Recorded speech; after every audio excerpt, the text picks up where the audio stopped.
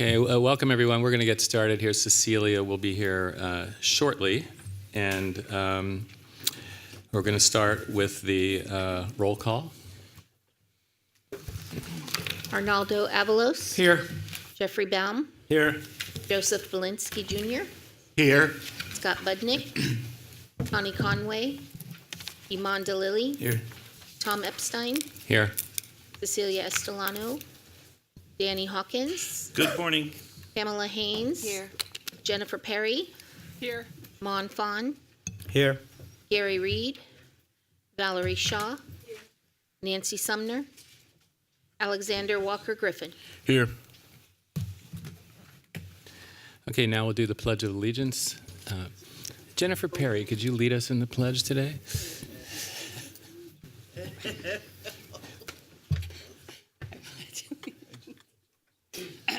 I pledge I pledge allegiance to the flag of the United States of America and to the republic for which it stands, one nation, under God, indivisible, with liberty and justice for all. Okay, we'll skip over the president's report, and she'll give it when she gets here, and we'll go next to the chancellor's report. All right. Well, happy Monday, everyone. Thank you for being here. A few items to go through, but first of all, I want to welcome all the members of the Board of Governors, as well as the members of the public, to the November Board of Governors meeting. There's been lots going on over the last couple of months. I'll try to just summarize a few things. First, I want to welcome for his first meeting our new General Counsel, Mark. Good to see you. Welcome. And also, again, thank the entire General Counsel team for holding it together until Mark got here. There's certainly been lots that Mark has been involved in working with the Attorney General's office on DACA. We've tried to keep everybody apprised, but we continue to do everything possible to support the actions taken by the Attorney General to ensure that our students continue to have access to and support at every single one of our colleges. So we will continue to keep the board appraised of all those actions, and I know Mark will continue to keep you appraised as well. I want to thank everyone working at the colleges as we approach the holidays. We're coming to the end of the fall semester quickly, and not being on a campus, sometimes it's a little hard to remember all the work that's going on at each and every one of our 114 campuses. But I do want to thank all the classified staff, all the faculty, all the management teams at all of our 114 colleges, and certainly, and most importantly, the student leadership at our 114 colleges for, again, working together to support all of our students in another successful, what will hopefully be, what I'm sure will be another successful semester at our California community colleges. I also want to thank everyone who has participated in all of the Guided Pathways workshops. We've been all over the state, and it has been the Laura Hope Show everywhere you go, as well as her entourage from IPI, Teresa and her team. I had the pleasure of attending a couple of the workshops. There's a lot of enthusiasm out there. I want to thank the Academic Senate and all of our partners who have made those very successful workshops. We look forward to continuing to work with all of those teams that have attended those workshops to help implement the Guided Pathways framework. We also had the opportunity to visit with Secretary Betsy DeVos recently down in San Jose. And although we certainly had much to disagree about, we did spend a lot of time in a couple of areas of agreement, which is the nature of our mission to serve those individuals who need to get into the workforce. And I think that's certainly an area that we share a passion, and we hope to work with the new department to focus our efforts there. We did make the case for our students, and particularly for DACA students, and we appreciate the opportunity to spend some time with the Secretary expressing the importance of that student population to California and expressing why it creates such passion in California. So we appreciated that she took the time to visit us. We appreciate that she took a good hour to meet with us, and we hope that that conversation will lead to improved decision-making in the future. I also want to congratulate Vice Chancellor Laura Mattoon, who has been appointed to the Rulemaking Committee for Gainful Employment. We look forward to her wisdom on that committee, helping us design any future changes to the gainful employment rules. Finally, let me end by commenting on several pieces of feedback I've received over the last couple of months. Whether at the Guided Pathway workshops or the many conferences that I've attended, and we have many conferences, or the various meetings I've attended with the CIOs or CEOs or the Chief Student Services Officers, and the many, many faculty I've had a chance to talk to about Guided Pathways and the strategic vision. I want to just take a few minutes to comment on some of the questions, concerns, and areas of support that I've heard. First of all, I want to thank all of the faculty leadership as well as the campus leadership that's been participating in the Guided Pathways workshops. They're showing tremendous leadership, working on their college campuses to implement Guided Pathways in the way that it's meant to be implemented, and that is with the student first and foremost at the center of the discussion. I think one thing we can all agree on is that we need to take a hard look at how we better serve our students. Under no circumstances do the current completion rates bear any resemblance to something that we should be proud of. And the Guided Pathways framework gives us an opportunity to rethink how we've designed ourselves, our services, our courses, and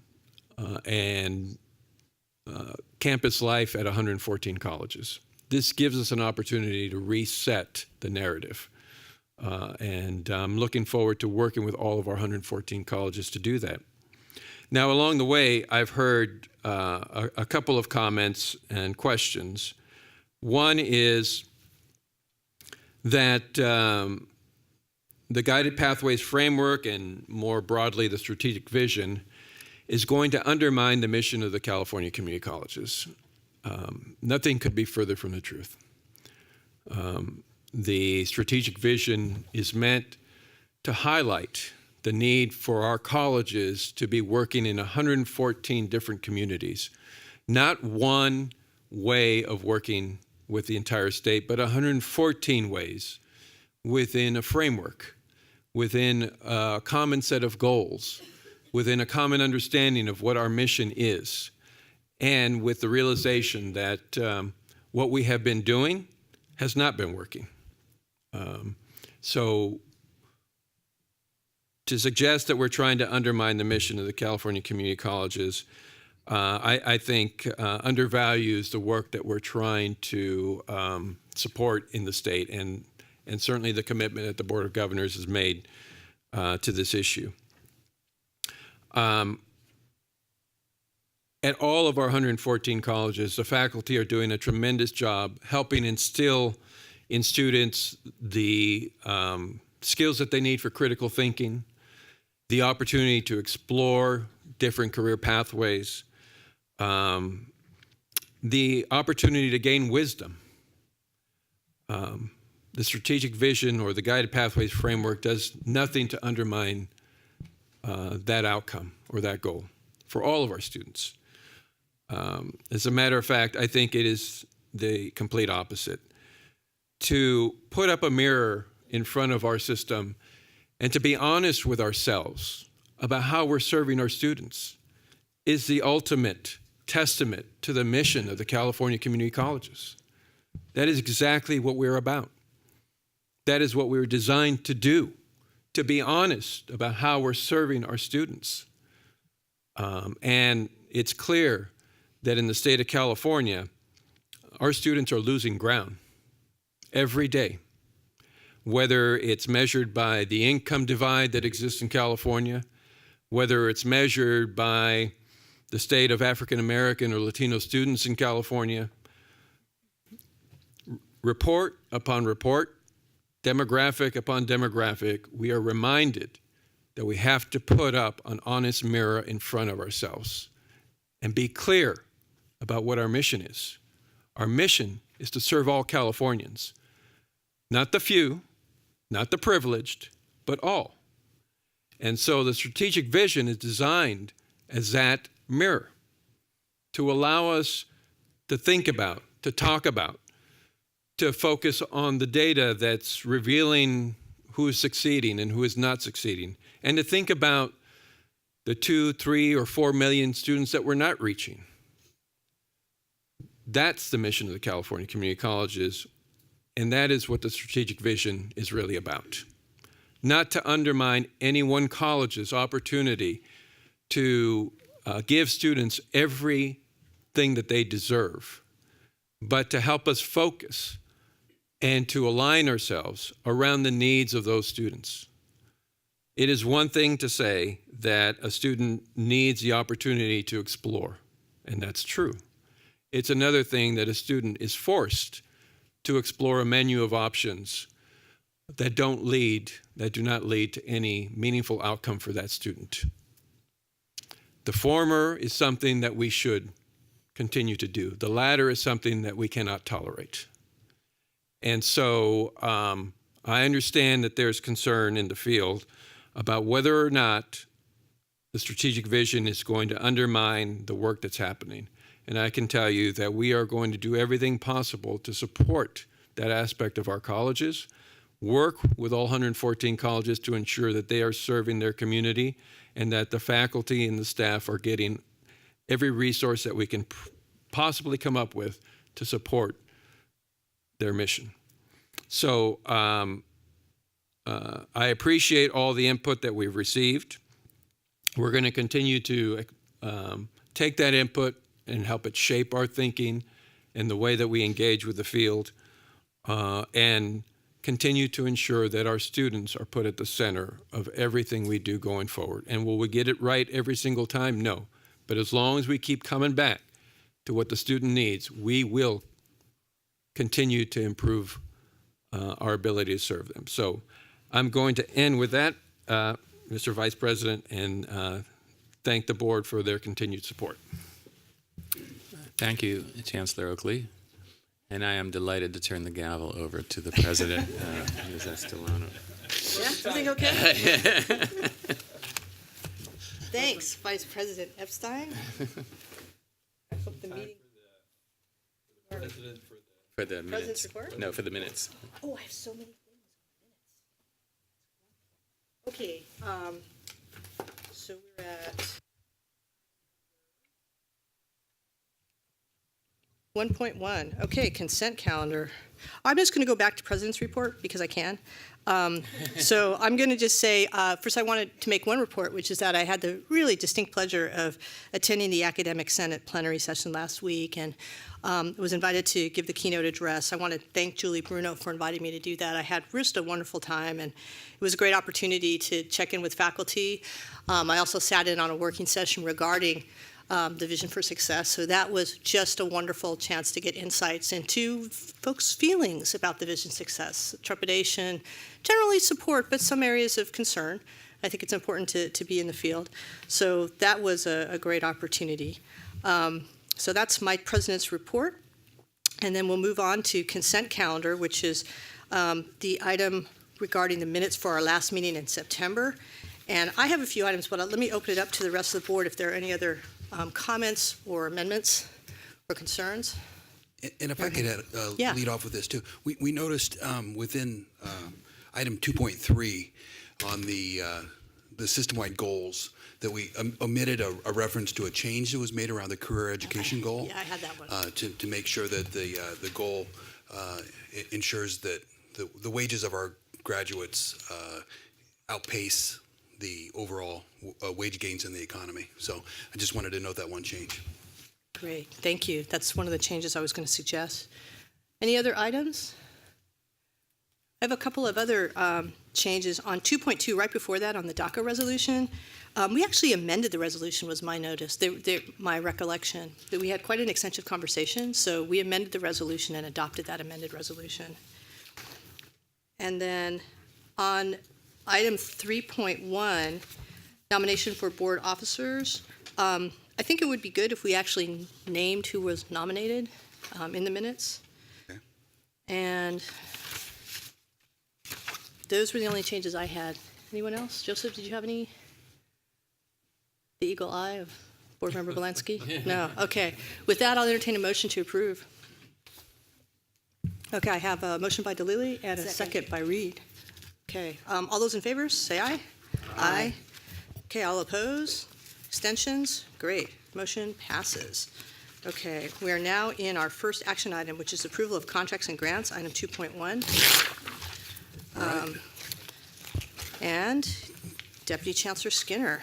President Estolano, Chancellor Oakley, members of the board, this item is the approval of contracts and grants. It's a relatively light docket this time around. I did want to highlight a few items. Items 1 and 2 are both interjurisdictional exchanges, which allow the Chancellor's Office to benefit from expertise brought up from our colleges. And so item 1 is IJE for Kirsten Corbin, Dean in our Academic Affairs Division, and she provides key leadership around basic skills and other projects as well. She's an employee of the Los Rios Community College District. And so the first item is her IJE. The second is a new IJE for our incoming Vice President for Academic Affairs. So this is for Alice Perez, who is an employee of Santa Barbara City College, and she's going to be joining us later this month as our Vice Chancellor for Academic Affairs, and again, providing key leadership under the direction of Laura Hope, but overseeing our academic affairs programs. In addition, I was going to note the item 3, which is the largest item on your agenda this time, which is the zero textbook cost implementation grants. These grants are part of our Open Educational Resources package of initiatives that are aimed at driving down cost on instructional materials for our students in order to promote affordability. This item includes almost $2.7 million in grants going to 18 colleges, and these grants will support the implementation of instructional materials that will allow a student to complete a degree or a certificate without buying a textbook anywhere along the way. And once a college builds out these materials, then they're open for system-wide use, and so they can be incorporated into other courses around the system. So, and then lastly, I want to note that on item 9, we're going to be polling that item. This is a workforce and economic development item for statewide support, and we're transitioning to a new state accounting system, Fiscal, and it's created some complexities with this grant, and so we need to go back and work on it, and we'll bring it to you at a subsequent meeting. So those are my notes. Great, thank you. Any comments or questions from members of the board? Board Member Belansky. On the first item where it says professional development grants, is it possible to say more about that as to what that will look like or how that will be used at the colleges? It says basic skills initiative and professional development grants. So these are some of the workload under Dean Kirsten Corbin. And so that's the reference. In terms of her specific work around professional development, I could ask her to come up to speak to that, but it's I'm not sure what the reference is to. Somewhere along Yeah. the line, we could get more information, because clearly, from my perspective, we do need more funding to provide professional development at the colleges. And the only other comment, it's not a question, it's a comment, it would be very helpful to be kept up to date also on the zero textbook program and where that's going and what college is doing, best practices, to make sure it does get implemented well. Yeah, that would be a really great presentation at some point, because we're hearing a lot about it, and certainly with our online initiative, all of these initiatives to drive down cost and to make it easier, I think it'd be great to get a presentation. Board Member Fawn?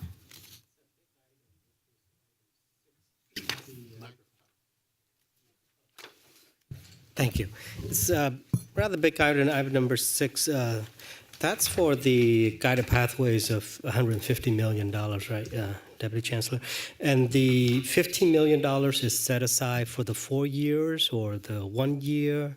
And what activities may be funded by this 10%? I'm curious. Right. So this is the funding that the legislature and governor made available for the Chancellor's office to provide statewide support for guided pathways. This $15 million is spread over a 5-year period. And so it's roughly $3 million a year, although we're not limited in how we expend the funds.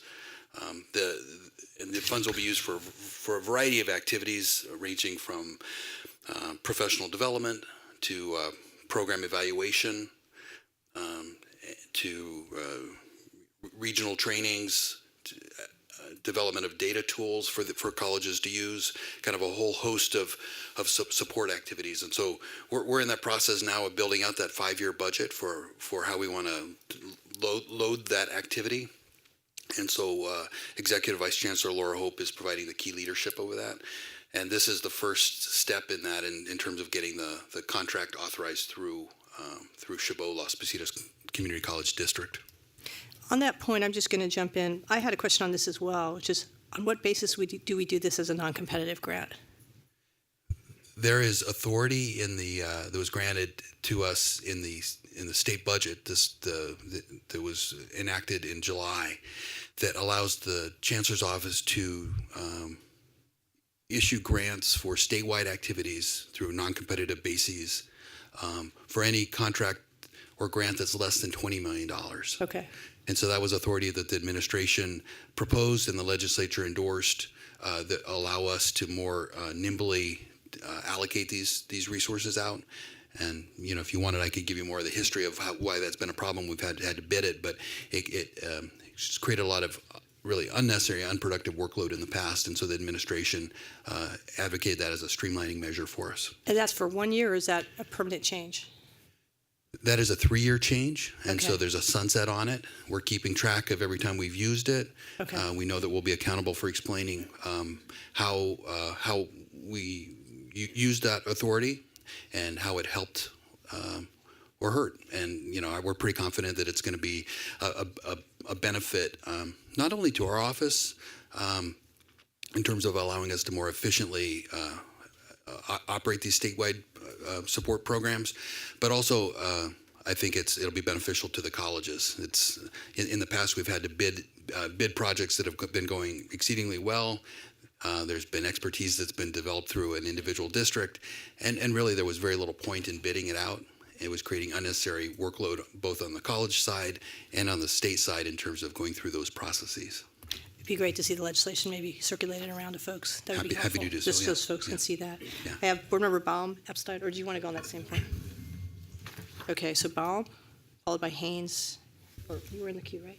Epstein and then Haynes. Yeah, just related to that, my question was, again, I support the recommendations, but have we made any progress toward trying to increase efficiency by not being forced to outsource these contracts to districts, but rather run them centrally through the Chancellor's office? That would at least save a certain amount of resources that can be more fully applied to the program. That's an area we've made less progress on, and it really boils down to the state's preference for funding a lot of the statewide capacity building work, statewide marketing campaigns, et cetera, through Proposition 98 funds, as opposed to the non-Proposition 98 part of the budget. And the law is pretty clear that where Proposition 98 funds, they need to be allocated to a community college district. So we're required to work through that kind of arm's length process. It would be far more efficient for us to be able to operate, as you point out, some of these contracts and grants and marketing campaigns directly through our office.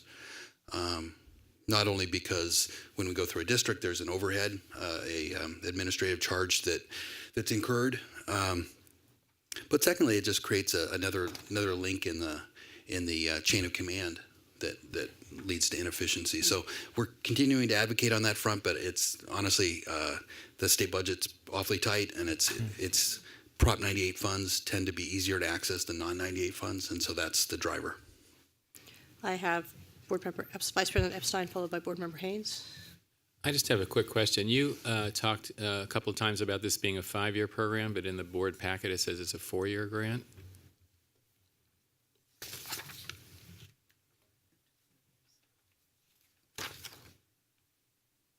This is the guided pathways. Yeah, I'd have to check. That may be because it's a limitation on the term that we could issue here, but it is a 5-year program, and I'm sorry, I do not know the answer. That there sometimes for contracting purposes we are capped in the number of years, and so we may be coming back to you for that final year. But the answer is it is a 5-year program. Board Member Haynes.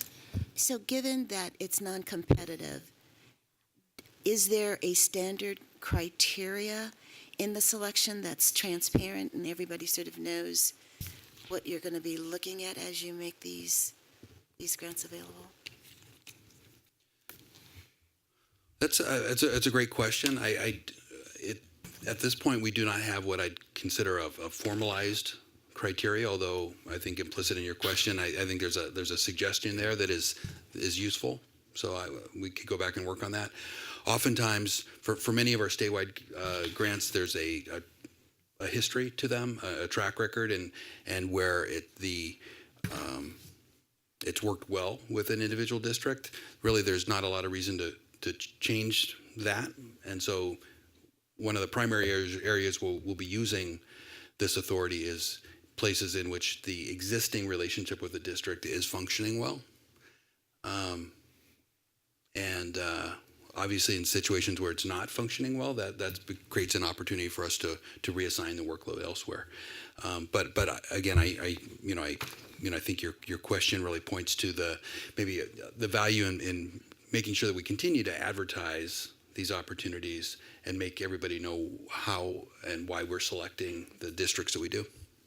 I think I'd appreciate knowing that there are 114 campuses out there, and this is in many ways a new initiative where, yes, there's track records, but there's also some colleges that may be really trying to change the dial relative to their campus that may not sort of be on the radar. So having some kind of standard, or in this instance, I'm not suggesting an overall standard, but some criteria for the selection so that the body of campuses sort of understand and know why one college was selected over another.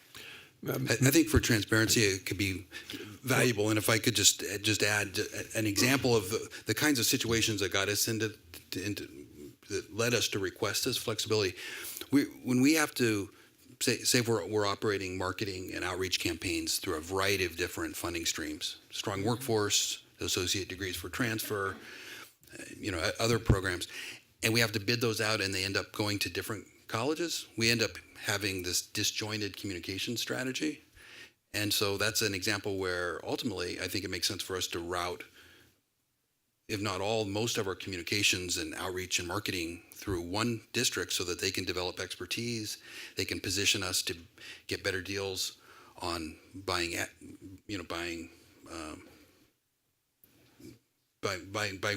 marketing, and a variety of services. And so that's just one example. So I'm just trying to make it a little clearer the kinds of efficiencies we're going for. Member Haynes, and I think there may be a little bit of confusion here.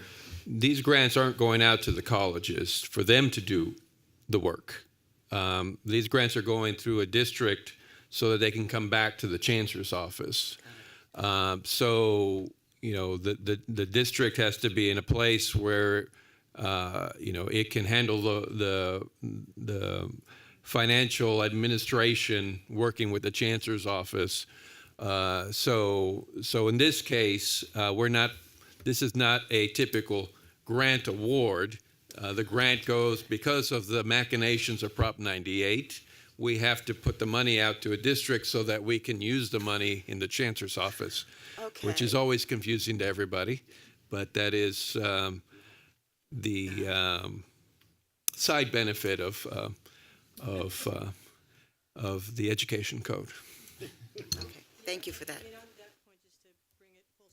If you look, so it talks about Chabot Las Positas as the fiscal agent used by the Chancellor's office to support implementation activities. I think that's what you're referring to. But I will note that in the regulations, or actually the standing orders, there are two instances in which that are spelled out where the Chancellor can decide to not use requests or not to do competitive bidding, and in that case, really they can proceed by. The Chancellor can proceed by notifying the President of the Board of Governors or the appropriate committee. We don't have committees. So it's something to think about if you all want to, maybe we have some sort of consultation process might be helpful. It's a lot of money, and I'm sure Chabot Las Positas has taken some sort of admin off the top for their trouble. They all do. Yeah, so it would be interesting to see if we could get that admin down. And I have one more point that I'd like to ask a question about. And that is on, sorry, let me just find this. Number 4, on the course identification numbering system, that's $1 million. We had a presentation on this several years ago, and it's such an important part of really collaboration and streamlining for all the colleges. And at some point, I'd just love to get an update, maybe information on how it's going. What kind of progress are we making? We hear about it referenced in items here and there, but I know it's really a centerpiece of what we're working on to streamline curriculum. So it'd be really great to hear an update at some point. Sounds good. And I think on the number 9, which has been pulled, Deputy Chancellor, when it comes back, it might warrant a little bit of a presentation because it's so significant. Okay. Just a little bit more on how we're doing that. So whether it's in the context of approving the bid or just explaining it at some point, I think that would be helpful. It's $50 million. It's not insignificant. Okay, are there any other comments? I'll entertain a motion. Motion to approve is amended. Okay, I have Hawkins as the maker of the motion. Do I have a second? DeLilly is a second. All those in favor say aye. Aye. Any opposed? Any abstentions? Okay, motion approved. Then we have election of board officers. Deputy Chancellor. All right, so this next item, as you point out, is the election of board officers. I did want to note an error in the agenda document. There were 2 nominations, one for president, which was Cecilia Estelano, and one for vice president, which was Thomas Epstein. So those were all the nominations that were submitted, and according to your the voting protocols, the nominations can be submitted up until the time of the vote. So, but at this point, those are all the nominations on the table. Yeah. So let me make one more formal request for any further nominations for president or vice president of the board. Okay, seeing none, the nominations are now closed. And why don't we take them one at a time? Let's go with vice president first. We have one nomination, Thomas Epstein, and we'll just vote by acclamation. All in favor, say aye. Aye. Congratulations. Assume your weighty duties. Okay. Tom, why don't you do this next one? Okay, so the next one is for the vote for president. There is one nominee, Cecilia Estelano. Can we vote by acclamation? All in favor say aye. Aye. All opposed? Congratulations. Thank you. So this is when we make our hour-long acceptance speeches. Kidding. I just want to say thank you, colleagues, for your support, and thank you for your continued endorsement of our leadership team. I think we're hitting our stride, and it's great to have another year to work together. And as always, I'm available to talk if there are any concerns or questions you have, or any suggestions you have on how to make the meetings run more smoothly, or to make sure that we're doing a great job serving our students. So I know the same goes for Tom, who's been going on a whirlwind tour of college campuses. So again, thank you for your support. I look forward to another year with you all. Great. Ditto. Okay, that concludes our inaugural address. Let's go to item number 2.3, the implementation of the fall 2018 faculty obligation number, affectionately known as the FON. Not Fonzie, but the FON. All right. Well, Showing my age. Okay. President Epstein, President Estolano, Chancellor Oakley, members of the board. This next item is the implementation of the full-time faculty obligation number for fall of 2018. To present the item, we have Frances Parmalee, our Assistant Vice Chancellor for Fiscal Policy. And as I turn it over to her, I just wanted to acknowledge her. She's been doing a tremendous job in that role. Particularly since Vice Chancellor Mario Rodriguez left, Frances has been shouldering extra responsibilities on a daily basis and just really doing an exceptional job for the office. So I just wanted to recognize that. Great, welcome. Thank you. Thank you, President Estolano, Chancellor Oakley, members of the board. This item requires that for us to determine whether or not the current state budget has provided adequate resources to implement the increase in the full-time hiring obligation, as you mentioned, the FON, for the subsequent fall term. Just to provide a little bit of background, back in 1988, AB 1725 was passed and established a goal for the system that 75% of instructional hours be taught by full-time faculty. As a reminder, that is 75% is a goal and not a requirement. Shortly after, the board adopted regulations to implement the new law, which again established the FON. In 1988 to 89, a base year calculation of the FON was determined. And annually, the board determines whether or not, if there's adequate, as I mentioned, resources to determine whether or not to implement it. Should that be implemented, each district is required to increase the number of full-time faculty and proportionally to the increase of the number of credit FTES. So for example, if a district's credit FTES increases by 3% and the FON requirement is 100, the subsequent term, the new FON requirement is 103. So to help aid with that decision, the state budget is the driving factor for us. It was a good year for the system. Just some of the highlights that are included in the state budget is $183.6 million to support employee benefits, facilities, professional development, and converting faculty to part-time to full-time. The budget also included a 1.56 increase in the COLA, the cost of living adjustment, which roughly calculates to about $97.6 million. In addition, it included a 1% growth factor, which calculated to about $57.8 million. And also, various other funds were provided to fund various core programs. So in short, our staff recommends the full implementation of the FON, given that the state budget had adequate funds available. For informational purposes, I'd attached an attachment along with the board item, and just wanted to provide you some context on the information that's presented to you. That attachment is titled the Fall 2016 Full-Time Faculty Obligation Compliance by District. It simply presents each district their full-time obligation number for the previous for this upcoming term. Is that first column. The second column is the full-time faculty actual numbers that are reported by each district, and then it calculates a difference. You'll note that there are 2 districts that did not meet their FON requirement, and they are required to, unfortunately, pay a penalty, and that penalty cannot be waived. So for 2016, it roughly came out to about $845,000 that was then collected and reallocated back on a one-time basis to the other districts.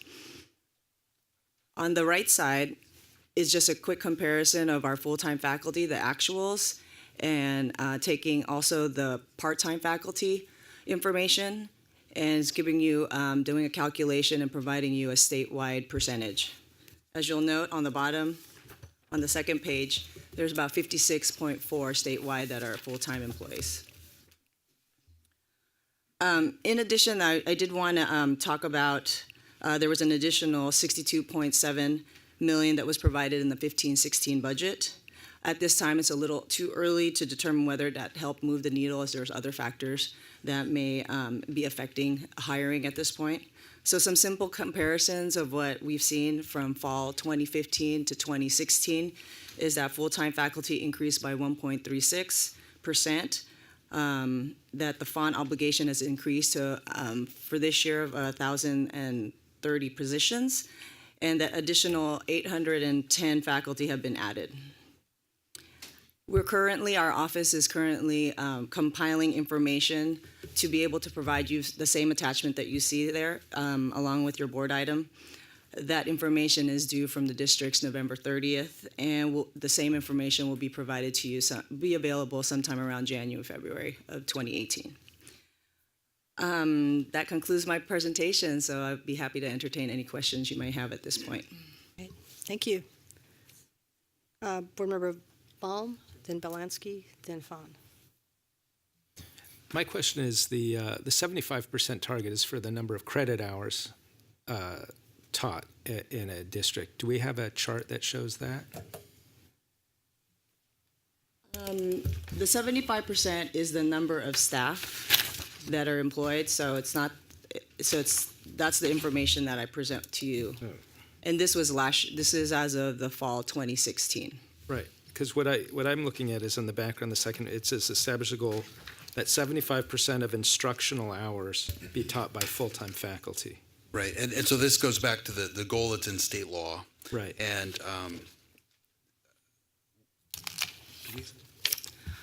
I'll have to check to see if we have that data. Right, because it would be, because what I'm looking at is the raw numbers here, that the percentage of faculty versus percentage of faculty, but if full-time faculty are teaching a greater proportion of classes, then these numbers might be a little bit different. so let us go back and pull that, and we can definitely provide that to the board subsequently. This is the standard display, but as you point out, there's a difference between the percentage of full-time faculty employed versus the instructional hours taught by full-time. Right, because I think it would tell a different story, and it's very important to me to.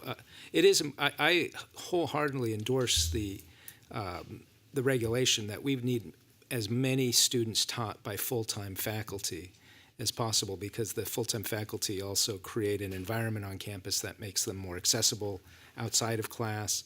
They have opportunities for service, and it strengthens the community. Not to say that adjunct faculty don't provide value because of their experience outside that they can apply to their instruction.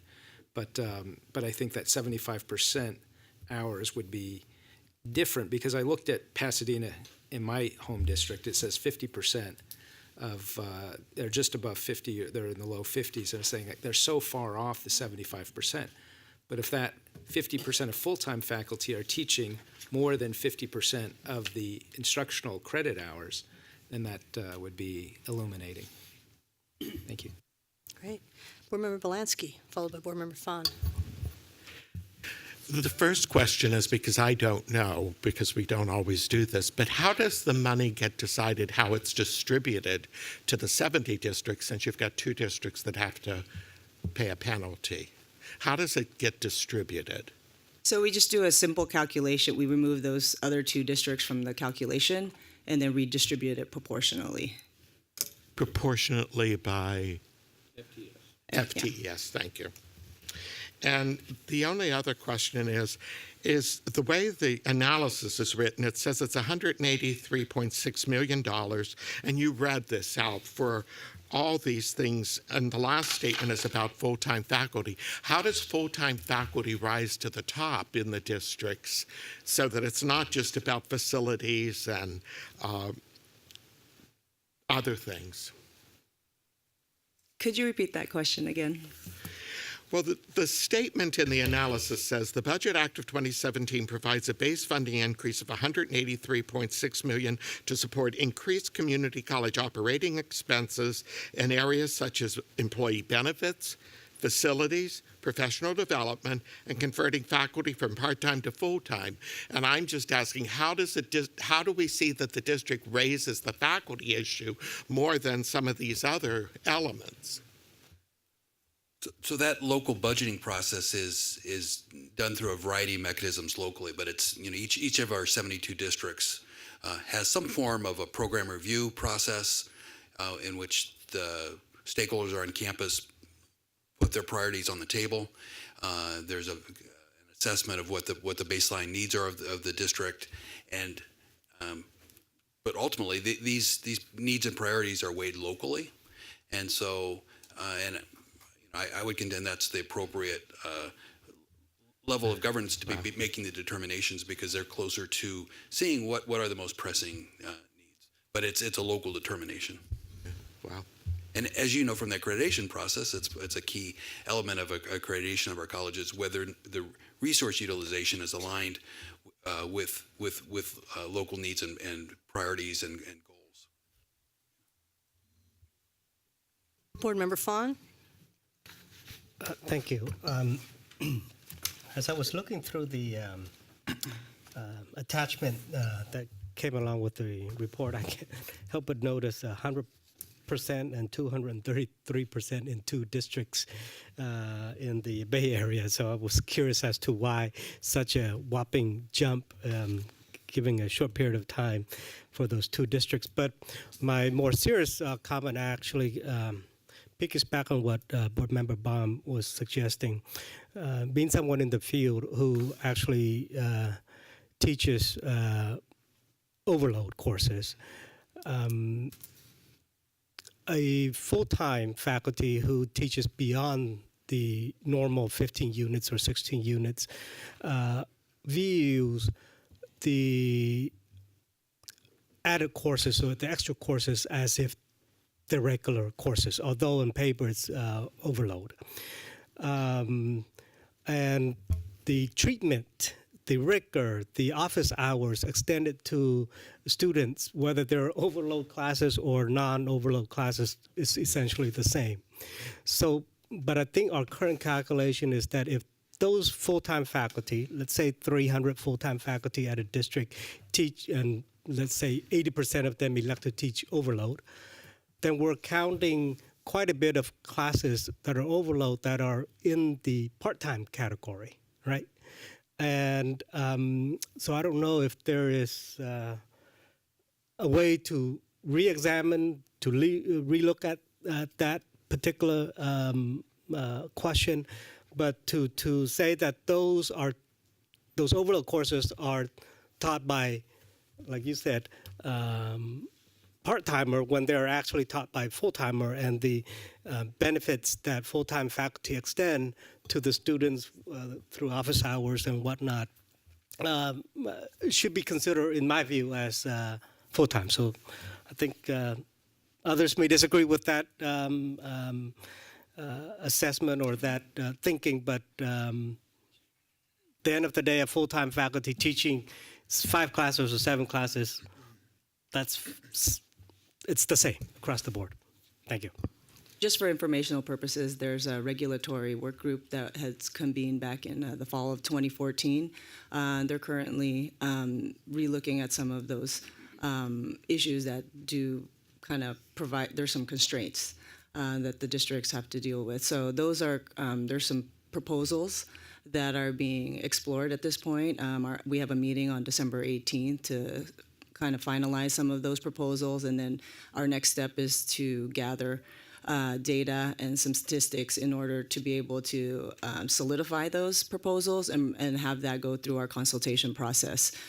So stay tuned, hoping that some of your concerns be addressed through that process. Have Board Member DeLilly followed by Board Member Avalos. Okay.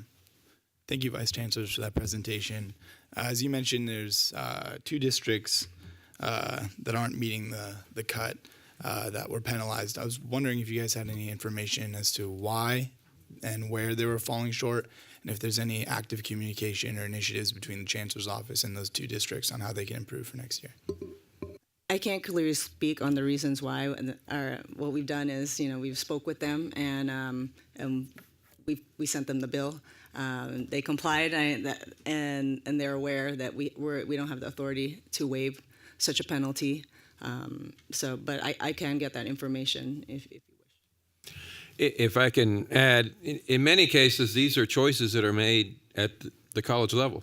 I mean, there could be a perfectly good reason why they had failed searches or some other reason, and it is the decision of the college to, in lieu of hiring the faculty, take the penalty. So these are typically conversations that occur through the governance process at the colleges, and it has to be presented to the board. So there's usually a lot of vigorous discussion about it. But certainly if this continues to happen, then we'll extend whatever technical support we can give the college. But typically those exceptions will go to the Board of Trustees, and there'll have to be a rationale as to why. Board Member Avalos. Just real quick, who are the 2 districts, and what was the penalty for each district? So each district, for each deficiency, for each person that they don't hire, it's roughly the average replacement cost is $76,000. And the 2 districts are noted with an asterisk. It is San Joaquin Delta and Victor Valley. Thank you. Okay, if there are no further comments or questions from the board, we have 2 public comments. Go ahead, Imam. Quick question. Are these 2 districts repeat offenders, or is this like a first time? Yeah, no. They're not recurring. And I would say that the history on this is if a college falls out of compliance, almost always they come back into compliance. And there was some anomalous event, something was happening locally that caused them to stumble. But I will be very surprised if these colleges end up on the list again next year. And just for background, we as a board, on occasion when the state was facing different economic situations, have elected to waive the penalty as well to do that. When there's not insufficient funds, right? And technically, it's not a waiver. There can be a deferral on the payment, but this is one of the requirements, that there's not the potential to waive it. On the 50% law, there is the waiver possibility for hardship, but full-time faculty obligation, there's not. During difficult fiscal times, the payment can be delayed or even spread out a little bit, but eventually it must be paid. Okay, Vice President Epstein, I think we have 2 members of the public. Right. Could Jonathan Lightman and Julie Bruno please come up?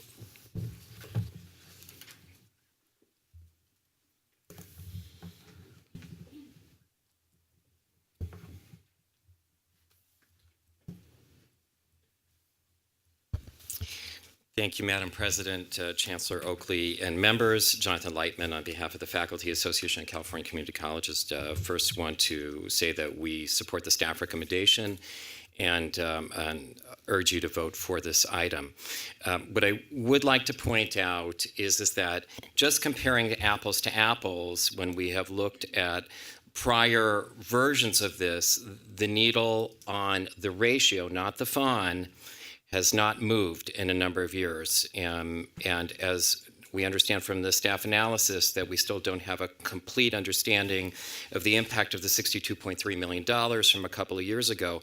However, what we do see is clear as day, which is that we are about 20 points below from the goal that was established 30 years ago. And as we move forward in implementing the strategic vision, and as we place more of an emphasis on diversity hiring, we must consider a mechanism that keeps this as a top priority, not just through the tactic of submitting a budget change proposal, which incidentally is tremendous, the $75 million request. But what we've tended to do is submit that, and if the governor doesn't come back with that, then we move on to other priorities. So what that does is it skews our entire infrastructure, and then it creates the achievement gaps to which we are trying to correct. So what we would encourage you to do after you approve this is to consider making this a priority that simply doesn't go away, but that allows us to continue increasing the ratio, not just the fund, every single year until we achieve that 75% priority. Thank you. Good morning, President Estolano, board members, Chancellor Oakley. Jonathan pretty much just said what I was going to say. I will add, however, that with the strategic vision and the guided pathways, it's going to really fall heavily on full-time faculty, and you can see that we just don't have enough at our colleges. We need more full-time faculty hired so that we can actually do what we need to do to make those goals and the vision a reality and really implement guided pathways. So I would urge you to do the same. Please keep this on your radar and continue to push so that we do have a mechanism in place where we can continue to make progress on hiring our full-time faculty. Thank you. Okay, are there any other comments or questions by members of the board? Do I have a motion? I move. Second. Okay, motion by board member Fawn, second by board member Baum. All those in favor say aye. Aye. Any opposed? Any abstentions? Motion carries. Thank you. We're going to take a couple of items out of order because we understand there are quite a few members of the public that are here for items 4.1, the Online Education Initiative, and item 4.2, the Flex Learning Options for Workers. So let's go ahead and take those up now.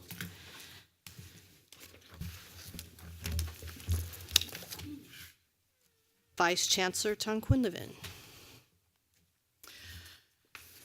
Thank you, President Estolano, Vice President Epstein, Chancellor Oakley, and members of the board. In last fall, you had a high-level overview of the education technology portfolio, and you asked to go deeper in these. So today we bring an update on the Online Education Initiative, and we are pairing it with 4.2, which is about Project Flow.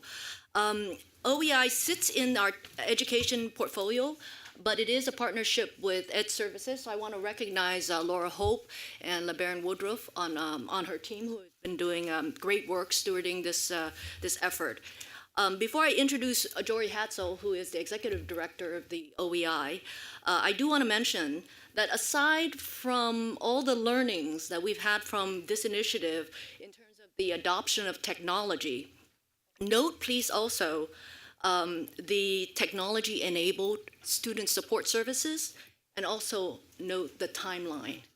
This project was ushered in by the governor 5 years ago, and so that will relate to our discussion in 4.2. So please meet Jory Hatzel.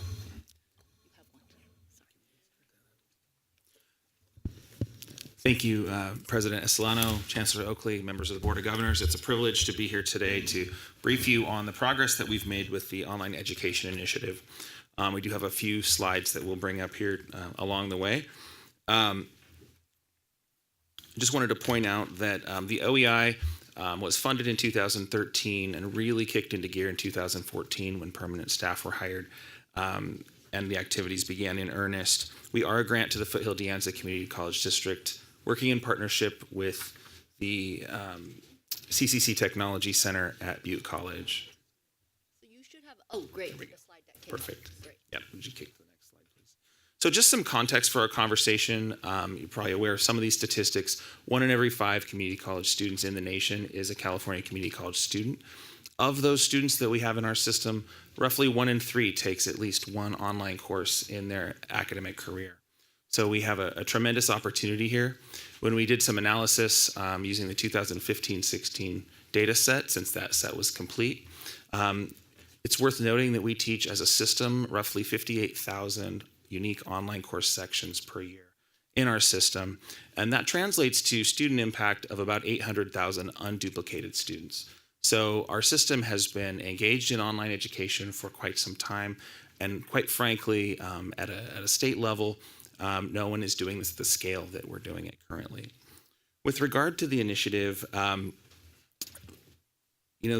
what we talk about is a social and technology infrastructure that we've developed, and you can see those key ingredients there on the screen for you. That really allow us to leverage the collective size and expertise of the system so that we can reduce costs, align to some common platforms on the technology side and on the student learning side, and to creating a sustainable model that yields better results for our students. This is comprised of a technology platform and interoperability with Canvas as a common course management system at the center of that, but also a data layer that includes connecting 72 disparate student information systems and allowing for data transfer in real time in a way that we haven't yet had as a system. There's also a heavy effort around access and online support for students at any time of day, any day of the week. Consequently, I would note that the heaviest period of access for our online student population is Sunday nights at 10 p.m., when most college offices are not open. Additionally, we've had a really heavy emphasis on faculty professional development and support. It's really based on encouraging high quality course design, and we're really proud of our partnership with the Statewide Academic Senate and the work that we've done with the colleges to do that work. And then finally, I think our initiative has produced institutional collaboration at scale, something that Executive Vice Chancellor Tom Quinlivan mentioned early. We're providing some efficiencies to the system in ways that we haven't been able to do before, and I'll detail a few of those in just a moment. So in terms of the technology platform, Canvas as our common course management system has been probably the most high profile and really quite a rapid adoption. In fact, we exceeded our expectations in terms of the timeline and the scale at which we would see these adoptions.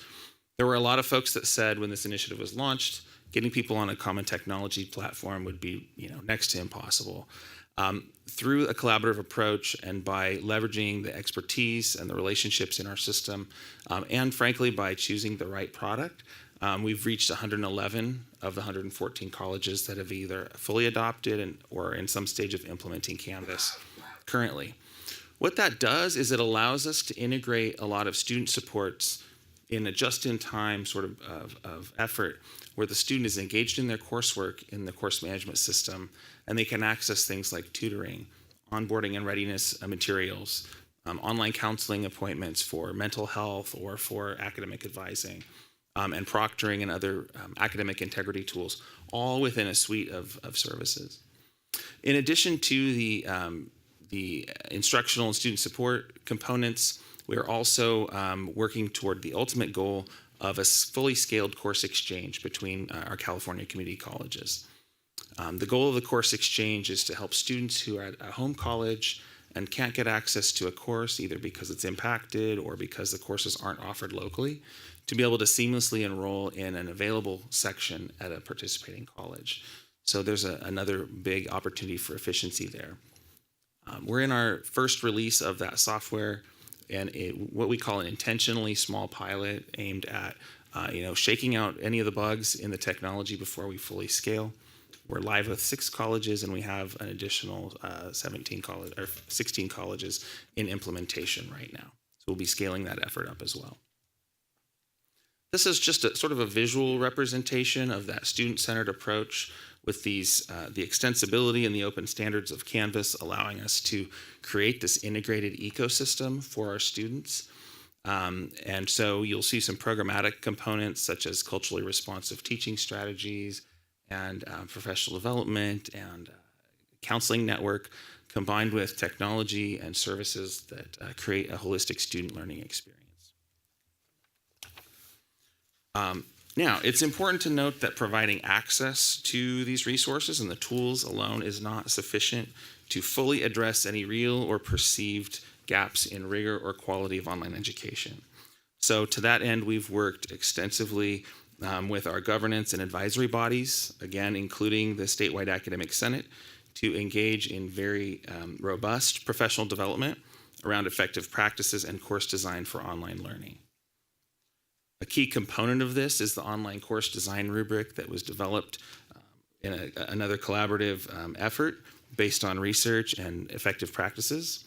And the OEI now provides a peer online course review process. We facilitate that process. We're actually beginning to scale that locally to colleges so they can have their own sort of localized version of that, where faculty engage in basically a blind review across institutions to ensure that their courses are aligned to effective design and practices. For instance, things like regular instructor-student contact, accessibility for students for disabled students, and things of that nature. So we're very proud of that work, and we think that the rubric and the review process is fueling deep and lasting improvements in the quality of online education in our system. So just some bullet points here. I won't read them to you, but the cross-college collaboration that we're seeing really is leading to some deep coordination, including things like business process alignment between colleges. One would think that an online education initiative would not necessarily be engaged in some of these efforts, but through the work that we're doing to prepare colleges for entry into the course exchange, for instance, providing a coordinated effort around financial aid for a student who may be receiving a disbursement from their home college, but taking units at an additional college, requires these folks to have some shared processes and to work out the kinks there so that we're not putting our students in jeopardy. We've done a lot of work around, particularly in student services on this front, but also with the technology. And ultimately, this is reducing barriers for our students. We're very optimistic about our future in terms of scaling that exchange. And additionally, we're very, very thankful for the help from the Chancellor's office and most recently with the passage of AB 637 to allow cross-enrollment for students in online courses between colleges in our system, something that, by the way, existed to the CSUs and to the UCs from our system, but we weren't allowed to do internally. So thank you to the staff and all those who worked on that legislation and who have also helped us to basically deal with regulations that were written before the digital era, and our design has I think, been successful in that way. Just want to show college adoption sort of by platform here. Again, I won't read each of these off. We're very proud of the 111 Canvas adoptions. But additionally, when you look at student supports, things like online tutoring being in place at 68 colleges now, something that colleges, frankly, many struggled with in terms of meeting the accreditation demands for equivalent online services for their students. See a whole suite of those here. I'm happy to answer questions about those, but I want to jump to the next slide, which has some specifics about student success based on our early data gathering efforts. Generally speaking, the gap between face-to-face and online success rates is closing in our state. We always like to make the comparison of face-to-face versus online. We really think a better comparison is fully resourced online versus non-resourced online. But since we're always asked the question, just share some data with you today. We looked at pilot colleges that have integrated these resources and where faculty have some level of participation in the course review process. And we see a 2.9% increase above the statewide average for online success rates. And then when we dig down further into the specific sections, so the section level where the faculty member is engaged in the peer review process, they've fully integrated and embraced these resources for students, we're about 4% above the statewide average for success. And of course, at the scale with which we operate in our system, we think that's a pretty great lift. So with that, I just want to thank you for your support of the initiative, for the funding that you've provided, and for the work that you allow us to do on behalf of the students in our system. So I want to remind members of the board, we're going to take The next item is going to be flow. We don't have any members of the public who want to speak on this one, but there are a lot of members of the public that want to speak on flow. We're hoping to have a 12 o'clock closed session. So it'd be great if we could get through both of these. I know there are going to be a lot of questions on both of these items. So with that, we're going to start with Board Member Fawn, and anybody else, let me know if you're in the queue. Okay, Walensky, got it. Thank you for the presentation. I know that a few faculty out there still insist, although they teach online courses, still insist on having their final exam be on ground, in person, so that they can validate the person with the proper ID on the day of the exam. With the online modality here and what you're doing, how can that authentication of the student be achieved in the online? Sure, yeah, and that's something we're starting to see change. One of the resources I just was kind of pressed for time and didn't get to talk about is we have a two-pronged strategy for authentication and proctoring of students. One is an online proctoring solution that faculty can make use of. It monitors the student's behavior during an online exam. So for example, during a final exam, that instructor can see if there are any abnormalities in the test and receive a report based on that. For those faculty or sometimes disciplines that have some different rules around proctoring, we have just launched actually in early October, a face-to-face proctoring network, which is basically an agreement regionally between colleges to agree to accept each other's students for proctoring of online exams. So we're deploying some technology assets around that as well to make that a little more streamlined for the colleges. And sometimes, it may just be a student where something doesn't work with their technology and they need to take a test. The goal is that there's always an option either online or something within a reasonable driving distance for students to be able to do that. Oh, and I should note as well with the online proctoring technology, it also does capture the students, a picture of the student's ID. So there's a way to, that's often a concern for faculty is I want to check student IDs at the exam. We can now store that and match that in the session. I have Board Member Belansky, followed by Board Member Walker-Griffin and Member Baum. You may have touched on some of these, but just to say them again and so that I have a deeper understanding of some of them. But it's stated that the courses that are offered, say, statewide, so to speak, rather than just at a given college, they have to be reviewed. What's that review process again like? Sure. So we've worked very, very closely with faculty to design this process. It begins with professional development for what we call the reviewers. So there are 2 faculty reviewers and then a lead reviewer who actually look at the course shell and to determine how it aligns against the online course design rubric that's been established. Does the person who's putting the course into the system know that that's... Yes, absolutely. And their professional development is? Yeah, and so their professional development is we provide instructional design support so that when the review, first off, there are some courses they can take and some resources available prior to entering that.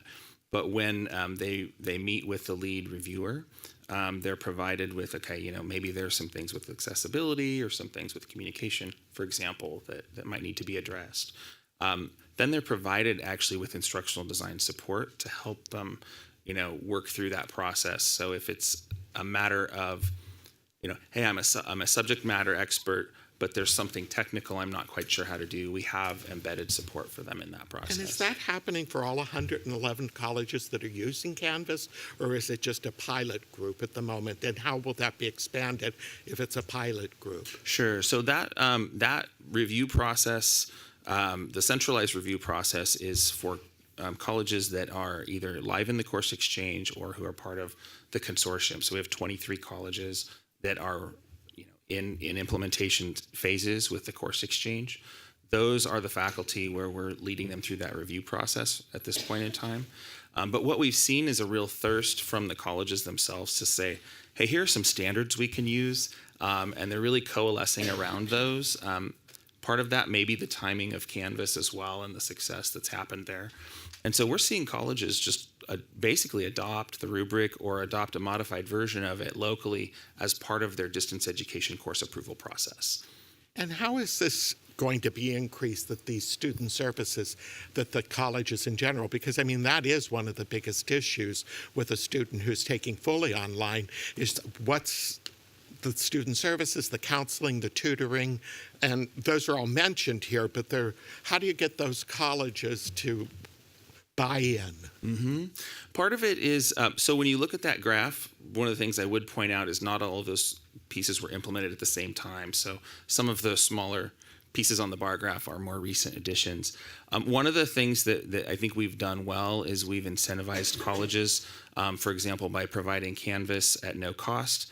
Then we strongly encourage those colleges to reinvest those monies that they're saving into things like professional development or platforms. Through the foundation, we've been able to leverage our size as a system. So if we're, for example, providing direct support for colleges in the consortium to say, okay, your exchange courses must be fully resourced, therefore cover the cost of tutoring, cover the cost of the counseling platform. We've also made those available at a reduced cost to colleges that are not in the consortium. So everyone benefits. And just one last question, because maybe you said this also and I'm just not getting it. If a student goes on and takes a course at another college online, where does it get transcripted? Certainly. That's part of the reciprocity agreements that we've developed between the colleges in the consortium. And so once the student completes that course, it is transcripted at what we call the teaching college. So that college where they went and took the course from. What we've worked on is automating that process of the units coming back to the home college. Yeah, that's... Yeah, so they basically come back in as transfer Is that widely credit. known throughout all of these? Okay. Yeah. Because that could become an issue. For sure. Yes. Okay, I have Board Member Walker Griffin, followed by Board Member Baum. I have no further questions, but I just wanted to say a statement. Thank you for the presentation, and I just wanted to give my students' perspective on Canvas. Personally, I do use Canvas. I actually have the app as well. It comes in handy, and for those of you who don't know, it's actually a really great way to communicate with your teachers off campus and throughout the weekends. Much like you mentioned, on Sunday nights at 10 o'clock, people use it because 12 o'clock is usually the deadline for the assignment. But yeah, 11:59 p.m. So I just wanted to say thank you and continue the great work. And also, if you could just have a little bit more counseling support, especially in the subjects that are a little bit more difficult online, such as like math or English. But other than that, thank you. Absolutely, thank you. Board Member Baum. One quick question too is, weren't we also working on having a statewide course catalog for online courses available so that that's easily accessible? And is there a common URL for that? Yeah, so currently we have the California Virtual Campus as that aggregator. One of the things that we're engaged in right now is conversations with some of our intersegmental partners that are also working on something like this. And so we anticipate moving the needle on that more directly here upcoming, but we're sort of waiting to ensure that what we do is in alignment, because I think there are tremendous opportunities for our colleges to serve some of the students in those systems. So we want to make sure those connectors are. Yeah, I just think about the student who doesn't want to have to look at 6 different colleges to find the course they need if there's a central portal to kind of look at and then pursue. Sure, and I know we're short on time, but I would just say that when a student accesses the course exchange, we do aggregate those courses. It's through the college registration system before they see that. So it's not a public. And not for now. I was just really encouraged, and I'd like to learn more about how you're narrowing that success gap, because and how does it compare with other states and other jurisdictions, because that's always the question. There seems to be a higher dropout rate on online courses, and how do we address that? And it seems like you're working in the right direction on that. Great. I have some questions. Just to back up a little bit, when you talk about the course exchange, so there are 6 campuses. Who are they? Who are the 6 colleges that are part of the course exchange, and what does that actually mean, that they're part of the course exchange? Certainly. You're going to make me do this from memory. So the 6 colleges were some of our first early adopters doing the work on the technology and on the programmatic side. So that would be Butte Community College District, Foothill De Anza Community College District, Fresno City College, Coastline, Coastline, Lake Tahoe, thank you. Lake Tahoe and Ventura. It's on the last page of the paper that was included in your packet. On the paper? Yeah. Oh, there we go. Sorry. Okay. No problem. So what that means is that those colleges have active course listings in the exchange, and have, all of the stakeholders on campus have agreed to the aligned business processes, which means that a student can actually, when they go through the registration system at their home college, they are basically presented with a link that says, do you need additional courses? That pops them into the course exchange where they can see that aggregated list of courses that are available statewide through those 6 colleges currently. And then they can click an enrollment button. One of the challenges we've had, which we believe AB 637 is going to help us address, is that students were still required to submit a new application to the separate college. Oh, okay. Yeah, Okay. and that, there was just no way around that for us in terms of the regulatory context. So we're really excited about the ability to leverage the technology that we have, but that we couldn't use under the rules that are in place through January, to do a real-time enrollment of that student. So we can actually write the enrollment to the student information system at that teaching college, pull it together in an aggregated schedule for the student, so they see, here's my entire class schedule, and then at the end be able to push those transcripts back to the home college. And then the folks who are part of the implementation, so to be able to get into the exchange, you have to basically meet all of the requirements and do all of that. But I think, was there 23 others that are part of the implementation? I think that was the number. So we have, we started with 24 pilots. We have 23 still persisting with us, and they're in sort of varying phases of that. The technical lift can be sort of significant for a college depending on what components they already have in place, what other projects they may have competing with it. So we work with them on the programmatic side while that technical piece is happening to bring them toward. And they're not getting augmented funds. They're just getting technical assistance, but they're not getting additional funds if they signed up to be part of the pilot. So how we've incentivized them is by providing them with free access to some of those online services for students. So, for example, the tutoring, the counseling platform, they receive that for their online courses, but they can also use it for their face-to-face courses. Yeah, and we're seeing actually a good example of this was Coastline College that implemented the online counseling platform and very quickly realized that they needed some sort of little privacy kiosks in their student services building because students on campus were electing to have online counseling sessions with their counselors. And so I think it's a driver of innovation back on the campus as well. I have kind of 2 other questions, and then we'll let it go. So on the report, you had this chart that talked about, or this figure about how the existing centralized course review process goes, and then this proposed course certification, which is much more localized. On the existing centralized course review process, how long does that take to get through those processes, the steps? It's been an iterative process, I'll say that. We've streamlined it pretty significantly, but also want to ensure that we keep the rigor and the robustness to it. So it really depends on the course that comes in. It's about a 12-week cycle to get to the point where the faculty member has the results of their review and is receiving instructional design support if they need that. Some courses are more positioned to move forward in a streamlined way, and some particularly if they're using publisher materials and things like that, may need some additional support. So it sounds like it's 12 weeks to get to the yellow, where you get instructional designers assigned, accessibility experts provide assistance. Yeah, roughly. Okay. Yeah. And then on your proposed certification process, it sounds like you get to offer the class at the same time it's being reviewed. Did I read that correctly? Yeah, so we're to be honest with you, we're really looking at that process of how we can promote more localized upfront review of that. And so that's why it's proposed and not fully implemented. We do see the need to expedite that process and scale it to something beyond what we think we can support centrally. Okay. Lastly, back to the question that Board Member Baum talked about narrowing the success rate. So in your presentation, you talked measuring against the statewide online success rate. That's your fully supported versus not really supported, right? That's the comparison that you were making. The comparison was actually comparison to face-to-face success rates. So not OL, not online success. Go That's why I was a little bit confused by that. Sorry about that.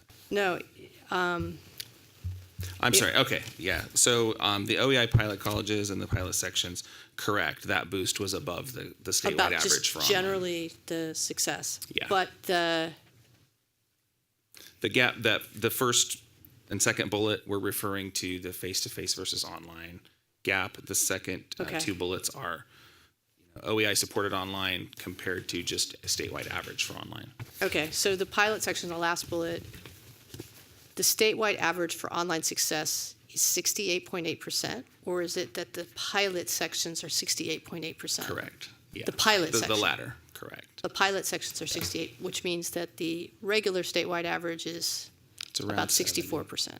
Oh, I'm sorry. For online, correct. That's correct. Okay, just want to understand it. Okay. Sorry, any other- I will construct that slide better next time. It's okay. Any other questions before we move on to the next one? Looks like Juan's got another. Okay. Well, thanks very much, Mr. Hutzel. Great presentation. Okay, so let's move on to the next item, which is the flow 4.2 flexible learning options for workers. I think the chancellor would like to introduce this item. Yes, thank you, Board President Delano. I want to take this opportunity just to, first of all, thank the team that's going to be presenting for all the work they've done in a very short period of time. I also want to thank the members of the working group for dedicating their time and energy. And just for background and to recall, as part of the governor's annual budget, there are usually policy considerations that the governor makes each and every year. We've experienced many of those. The online education initiative was one of those budget policy issues that came up several years back. And so in this case, the governor did ask ahead of time before him and his team prepare their own policy initiative in the budget, asked if we would like to provide options. And so that is the genesis of this presentation. And so there have been several questions why is this happening the way it is? Well, first of all, there is no action before the board. The Chancellor's office is not asking for any action to be taken. We are simply responding to the governor. We could have chosen to go a very different route. We could have chosen to go the same route that we take every time the governor calls around this time of year and asks for ideas for the budget. We generally give ideas, but because of the sensitive nature of this and because we wanted to try and get this right so that our online education initiative can continue to do the great work that it does without being supplemented or undermined by a separate initiative, we wanted to get input from the field. And so we chose to bring people together. I've heard some say that they felt disrespected by this process, and that's unfortunate. Certainly, by no means do we mean to disrespect anyone. As a matter of fact, the reason we brought people together was because of the respect that we have for the field and for the individuals who are giving us their best thinking so that we can inform the governor's administration with our best thinking. And so that this doesn't become an initiative that undermines the work that's already happening at our 114 colleges, that really looks at a population that we are not serving. I've heard some say that they don't see individuals breaking down barriers to get to us. Well, that's because they can't get to us. And we want to get to them. There are 2.5 million individuals in California who are working, who have been displaced, stranded by the recent recession. Those are our students as well.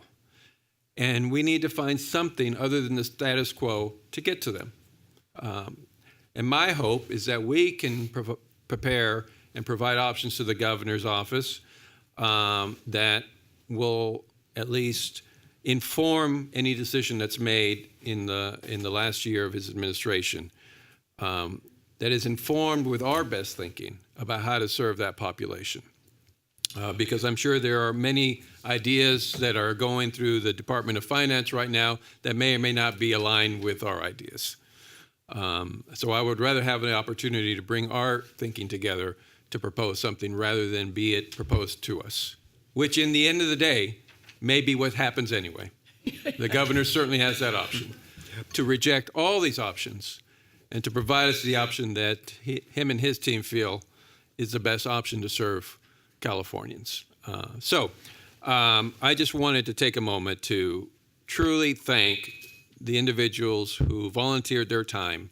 I fully respect their opinions, their thinking, and it will continue to inform this process. And if there is an option that the governor wants to fund, we will come back to everyone in the field to continue to inform how we proceed. With that, I will turn it over to Executive Vice Chancellor Von-Tan Quinlivan. Thank you, Chancellor. Good morning once again. I would like to acknowledge some members of the work group that's here, including Jory Hatzel and Sandy Freed in the back, as well as Michelle Pilati. I'm hoping I'm not missing anyone that has turned up since then. And also, I'd like to acknowledge a number of my Chancellor's Office colleagues, because it was such a compressed time, we needed help from all hands. Paul Feast, Laura Mattoon, Laura Hope, Eric Skinner. I think we all had to come together in order to make the deadline that is coming up. You already met Joy Hatzel. Here with me is Sally Johnstone of NCHEMS. Sally, if you could just introduce yourself before we jump into the slides. Sure. Just to give you a context of why maybe we were asked to help with this process, I've been in leadership roles in distance learning for the last 30 years, both nationally and internationally. I was the founding director of WCET, Western Cooperative for Educational Telecommunications, at the Western Interstate Commission for Higher Education, or WICHE, that I'm sure a lot of you have heard of, for goodness, about 18 years. We authored the first distance learning principles that all the regional accreditors agreed to.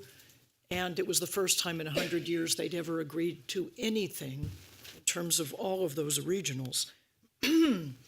We've worked on a lot of efforts in almost every state in this country around distance learning and around state policy and around statewide projects. In addition to that, I was one of the leading players in the establishment of the Open Education Resources events or movement back in the early 2000s, and I was so pleased to hear about the initiative that's coming to fruition here with regard to using OER resources to reduce costs to students for textbooks. I've also served as a provost at a regional comprehensive university, a vice president at Western Governors University, and during that time managed grants and did the work with the Lumina Foundation, U.S. Department of Labor, and the Gates Foundation to help colleges, community colleges across the country, develop their own competency-based education programs. Learned a lot, so did they. Some of them are wildly successful, others are not. NCHEMS, of which I am now the president, is the National Center for Higher Education Management Systems. It's been around for about 50 years, and the role of NCHEMS has always been to use data to turn that into usable knowledge and information for policymakers. It works at a state level mostly, occasionally federal and internationally, but we currently have projects that's, as of right now, in Alaska, Pennsylvania, West Virginia, Iowa, and Colorado around governance issues in higher education that reflect what's going on with changing demographics, not only in each of those states, but nationally, as well as very real changes in the way in which the public is willing to fund post-secondary education. So I come to the table being grateful to have a chance to work on this and grateful to have the opportunity to answer any questions and to brief you. And I'll turn it back to the Vice Chancellor. So as the Chancellor outlined, I'm going to walk with you through the deck that you have in front of you. The governor sent us this letter to ask us to move into have our feedback in terms of establishing an all-online institution. Please note that the governor is very interested in this space as he seeded the online education initiative 5 years ago. And we are very appreciative. He gave us this opportunity to even have the internal dialogue, as this is his #1 priority for the system in this upcoming year. So he will decide and signal to us how he wishes to proceed with hopefully with some of this feedback. The process, again, we recognize that it was a very compressed period of time. And so we took an ideation process, not a consensus process, an ideation process. With the goal of having NCHEMS help us identify 3 to 5 options. And interestingly enough, this ideation process was a somewhat uncomfortable one for our system. Less comfortable for our stakeholders. As things have accelerated for industry has figured out a whole bunch of other processes that it can take in order to move along. Those of you who have touched software know that there used to be a day when the client side says, I want this, and then 3 to 6 months later, the programmers come back. But now they've adopted Agile and Sprint, where you're meeting on a weekly basis to iterate. In manufacturing, you have Lean, Six Sigma, in order to eliminate waste from processes and compress the time schedule. In science, we have crowdsourcing of ideas in order to solve very complex problems in a nonlinear way. Even we attempted this ideation, incorporated this ideation method when we went on the road. With 20 listening sessions for the strong workforce, we actually employed the ideation process, not a consensus process. So this is a technique that is not uncommon, but to generate more robust ideas than maybe we would have had if we had commissioned a study and NCHEMS had gone off on their own. So we appreciated all the system stakeholders and the policy stakeholders that came to the table. And then we also appreciated Kresge Foundation support, which enabled us to bring in some augmented support through NCHEMS. And then there were about 6 white papers submitted by various districts and colleges with ideas on how to approach the governor's question. So the target audience, as you can imagine, California is pretty big, so it could have been a big ocean.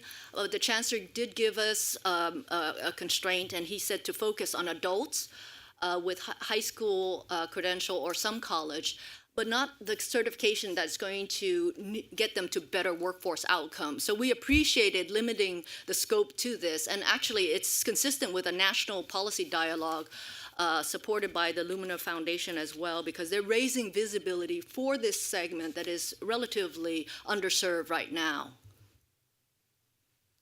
NCHEMS did the analytical work to identify this audience. The chancellor mentioned that there's 2.5 million adults with some or no college and no credential in California. 48% of these individuals come from a Spanish-speaking household and need in-language support. So thank you for doing the analysis. And our regions, if you look at the dispersion of these individuals across our region, you can see some heavy concentration in a number of regions, everywhere from LA to Bay Area into the sea areas. So you can just get a glimpse of their concentration here on page 6. I'm sorry, Vaughn, I didn't understand this at all. What's the dark bar versus the lighter bar? Right. Sure. The dark bar is literally the percentage of the population in that region that fall in the category. So if you look at the upper one with the LA area, huge numbers, but it's a relatively small proportion. And if you go down to the bottom, the lowest population area, the Central Sierra region, it's a small number, but a much bigger proportion of those individuals in that region. So the dark bar is the percentage in the region. You can't really see, but in the graph, there's actual a number. Yeah, it's hard to see. Show up on Right. Yeah, Yes. yeah. Say that again, Jeffrey. I didn't hear you. Within,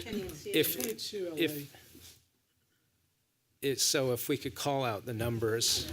Here, I have Can you another. see him, Danny? I can't see him. If you get it close, you can read it. 22. Yeah.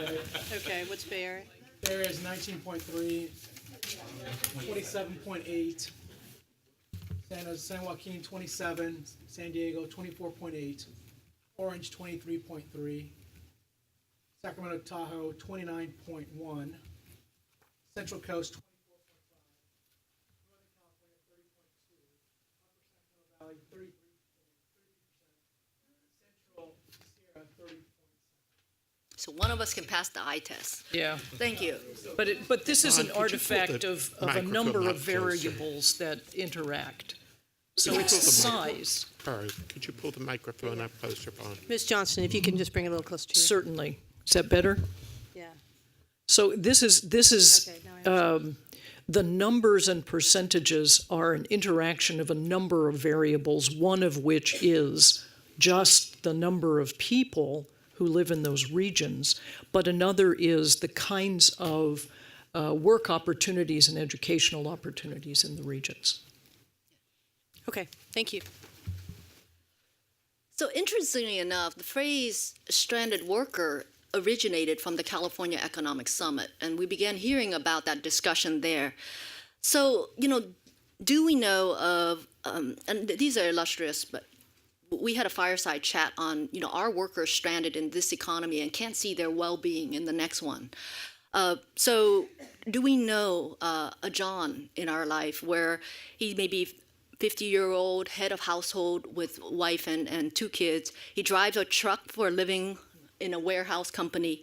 He knows that his employers are testing out self-driving vehicles and wondering how he's going to make ends meet. Is he the equivalent of our coal miners who are worried about their careers and their jobs?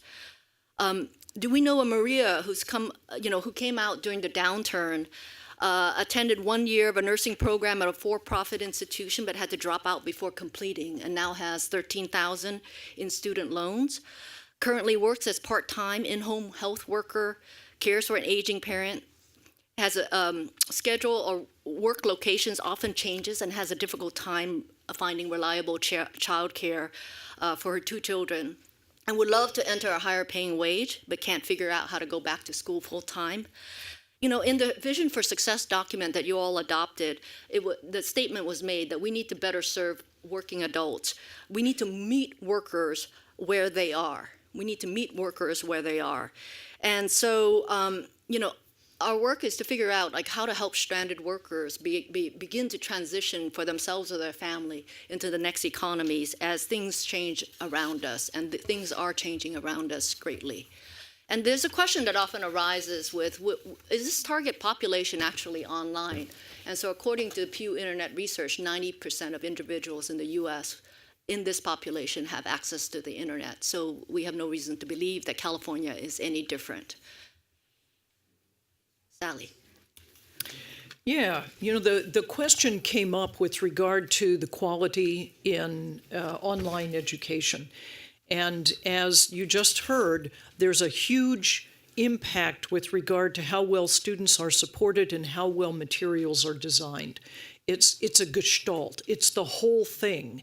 It's not just, here, you can have access to your course in a mediated environment. It's not that simple. Arizona State has done a very good job in the last actually very brief period of time of looking at what works, what doesn't, and has implemented at a very large scale a subgroup that's part of ASU, but is their online piece of ASU. And what they have found in looking at what's going on is that their online and face-to-face don't have a lot of differences.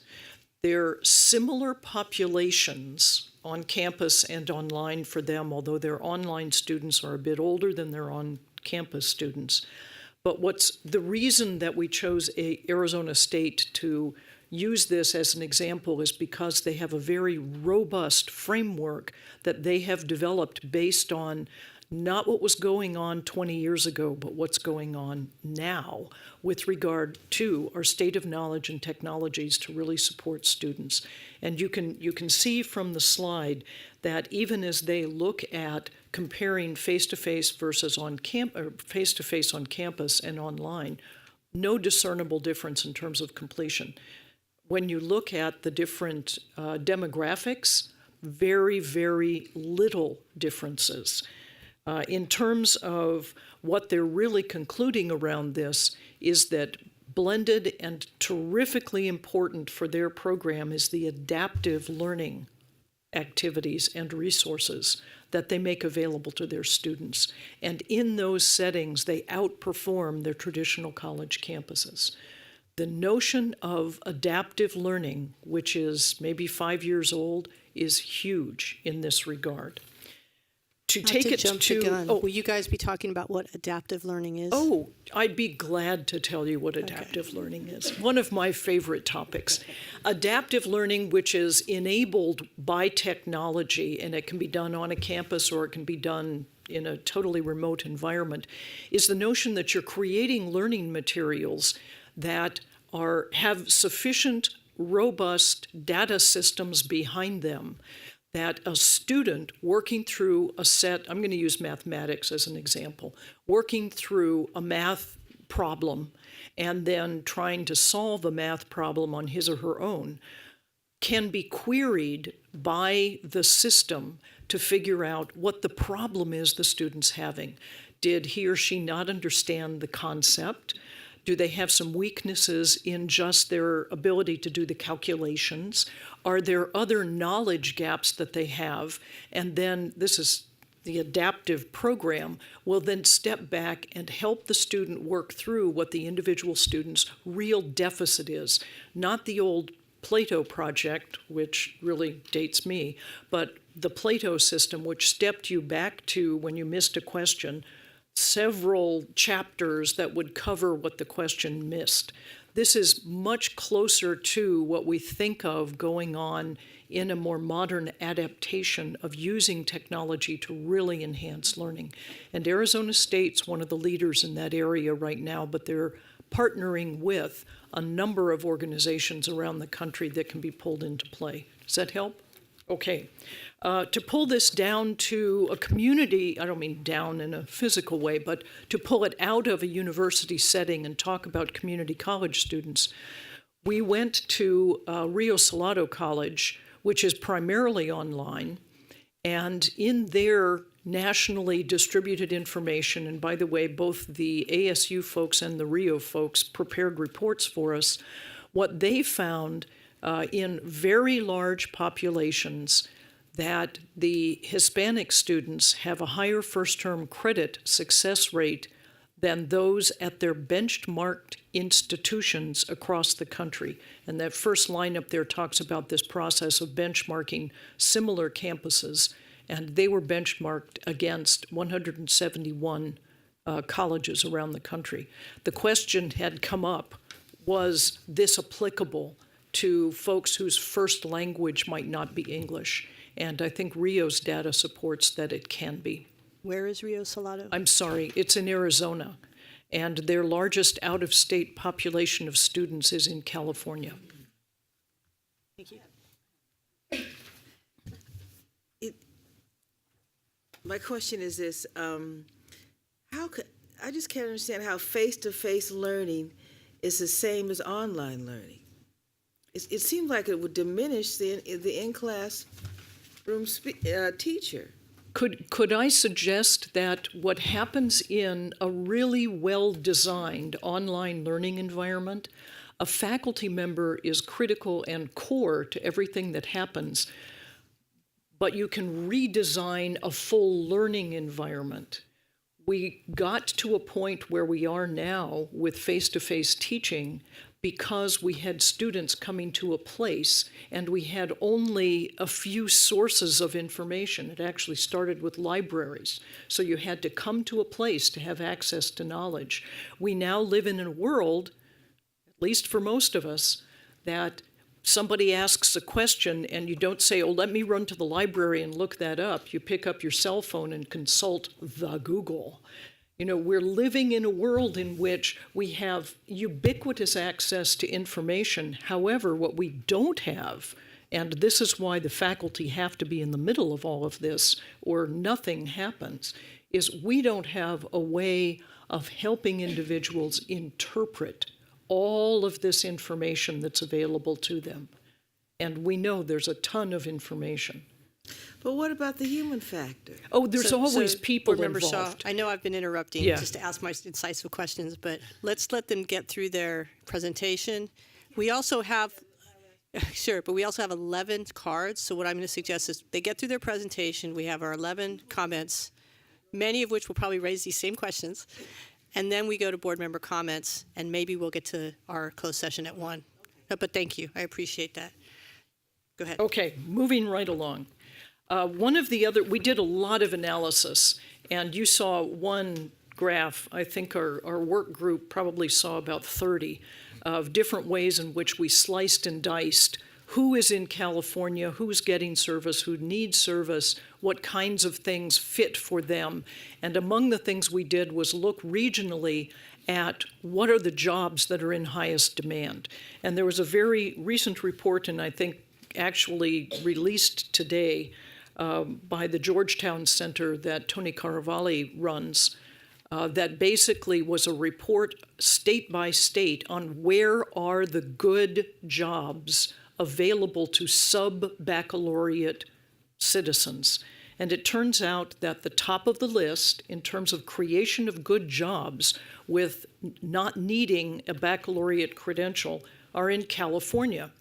But when you look at his analysis, and I believe that we can supply the report to everyone, when you look at his analysis to say which state is helping its citizens find these good jobs and giving them the skill sets and the knowledge they need to get to these good jobs, California's at 39 in a list of 1 to 50.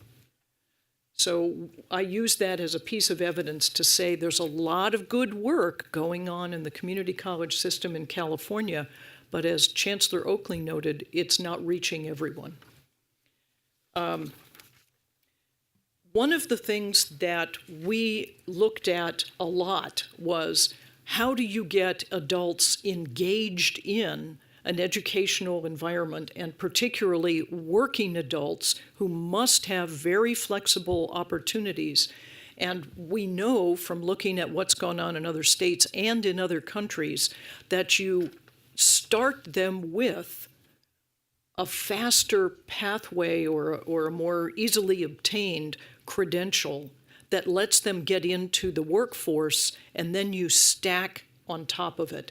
And this example is the IFMA, which it's the Facilities Manager Association's Essentials, and this is an industry-created framework that individuals who can pass that exam can earn very good salaries.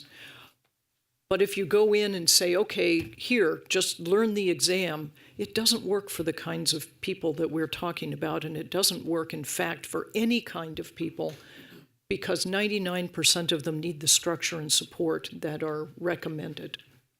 Should we move on from that one just to speed things up?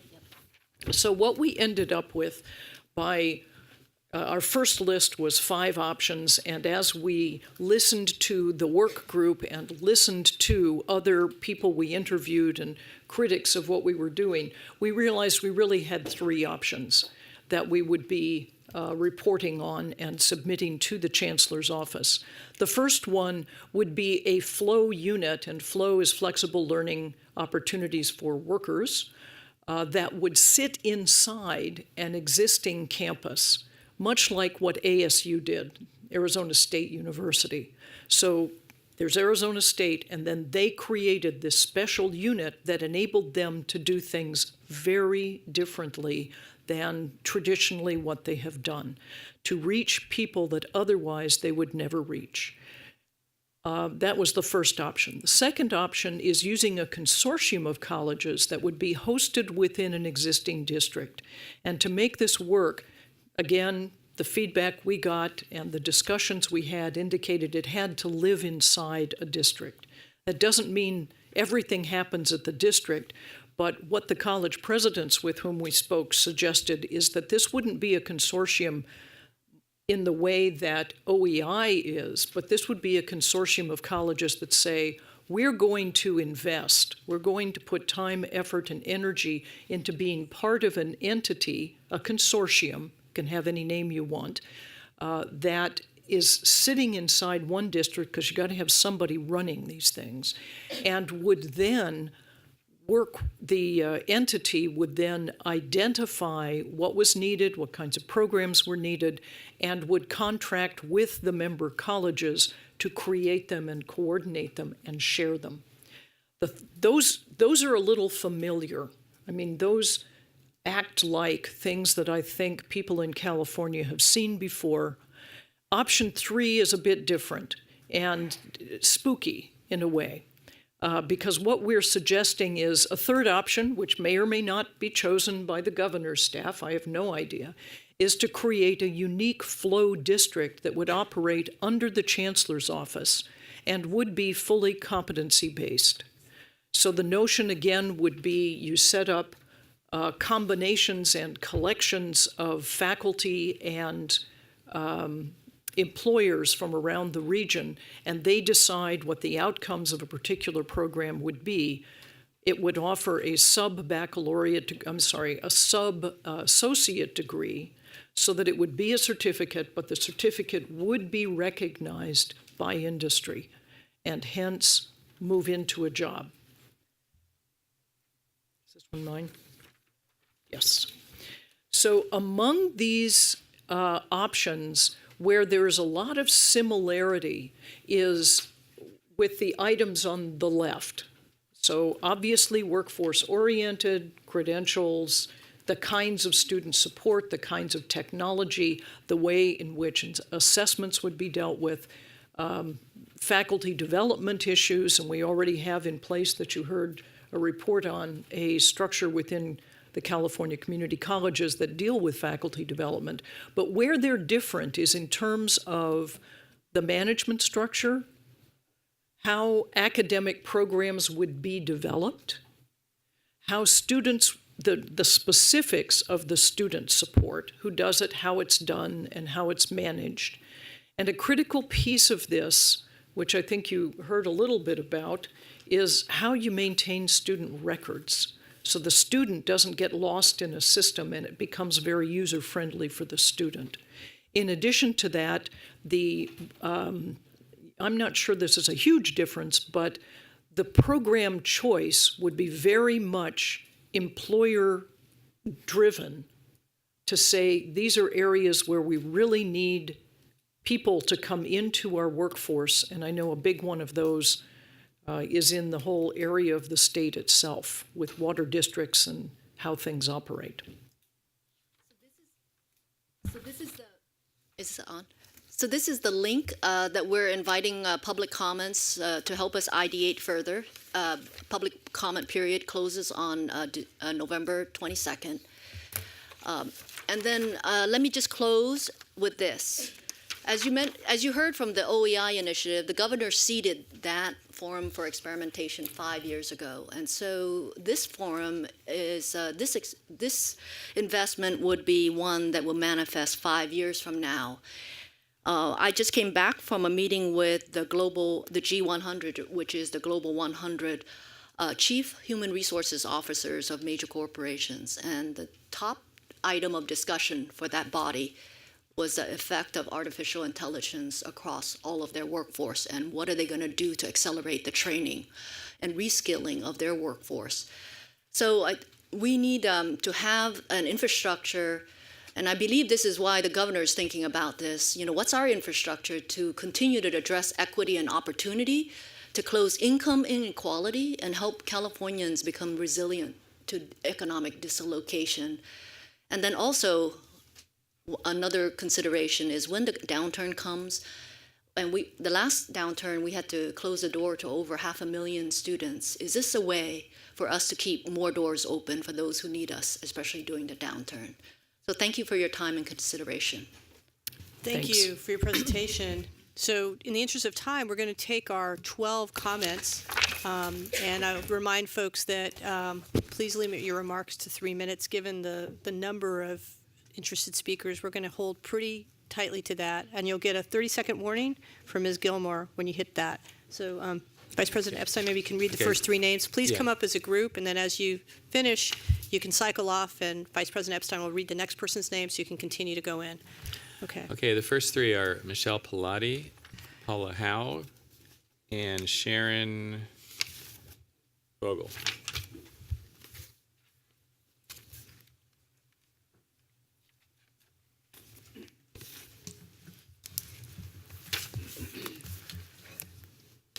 Go ahead, Michelle. I'm going to skip the niceties because I only have 3 minutes. So I'm here speaking as an ASCCC appointed member of the FLOW work group. While I'm identifying myself as a work group member, I have to emphasize and acknowledge that calling myself a work group member suggests a level of impact on the final product that work group members did not enjoy. I just learned new things as I was sitting here today about what the final report actually says. When I first learned of the governor's interest in a fully online college that would award fully online degrees, I wondered whether he was aware of all the online opportunities presently available to our students, and I had concerns about the potential impact that such an entity might have on our colleges. The reality is that a true online competitor that was well marketed could have a dramatic impact on some of our small rural colleges, potentially enough to lead to the demise of some colleges that are the only brick and mortar higher education opportunities for their communities. But I set this concern aside and started to consider, what are we not doing with online education that we should and could be doing? I came into the first FLOW meeting with that open-minded perspective. And instead of considering what we could better do to best serve the state, we were instructed to limit our focus to a specific population.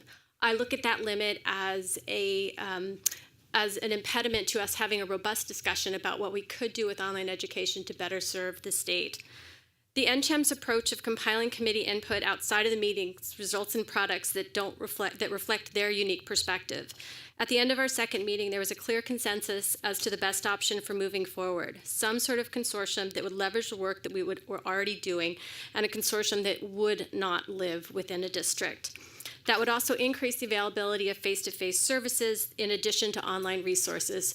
Much of our conversation circled back to the fact that students who are taking online courses often also need face-to-face resources, and better coordinating availability to such resources would be a benefit to many populations of students.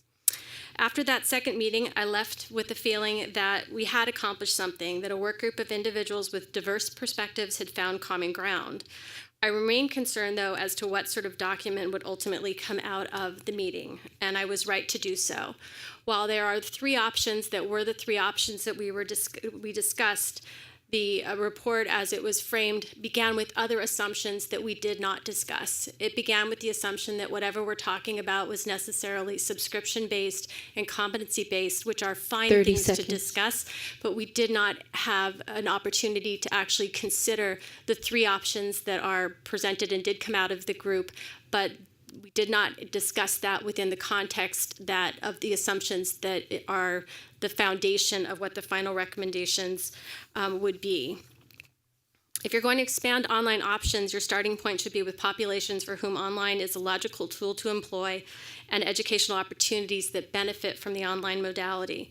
Increasing competency-based opportunities across our system could be a useful and impactful endeavor, enabling non-traditional learning experiences to be documented and integrated into existing and new academic awards.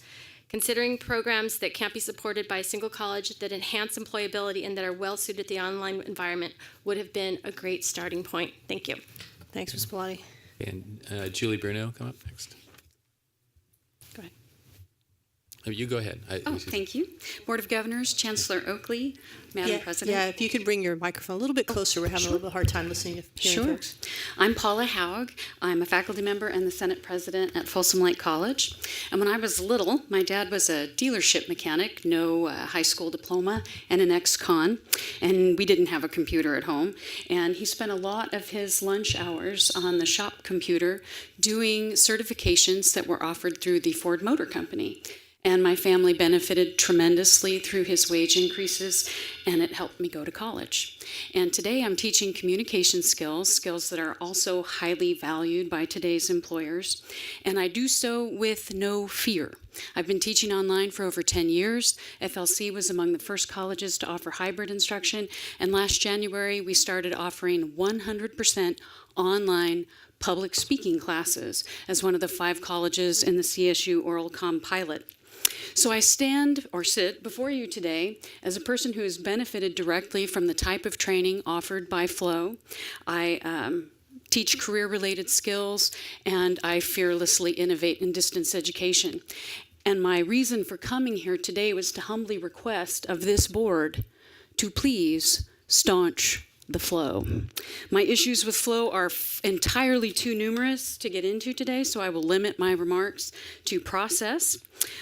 As we all know, the governor signed the letter on May 11th. Exactly 1 week later, my district and many others throughout the state went off contract for the summer, so that was some poor timing. And despite having 60,000 full and part-time faculty members in this great state, 3 were asked to participate in this work group.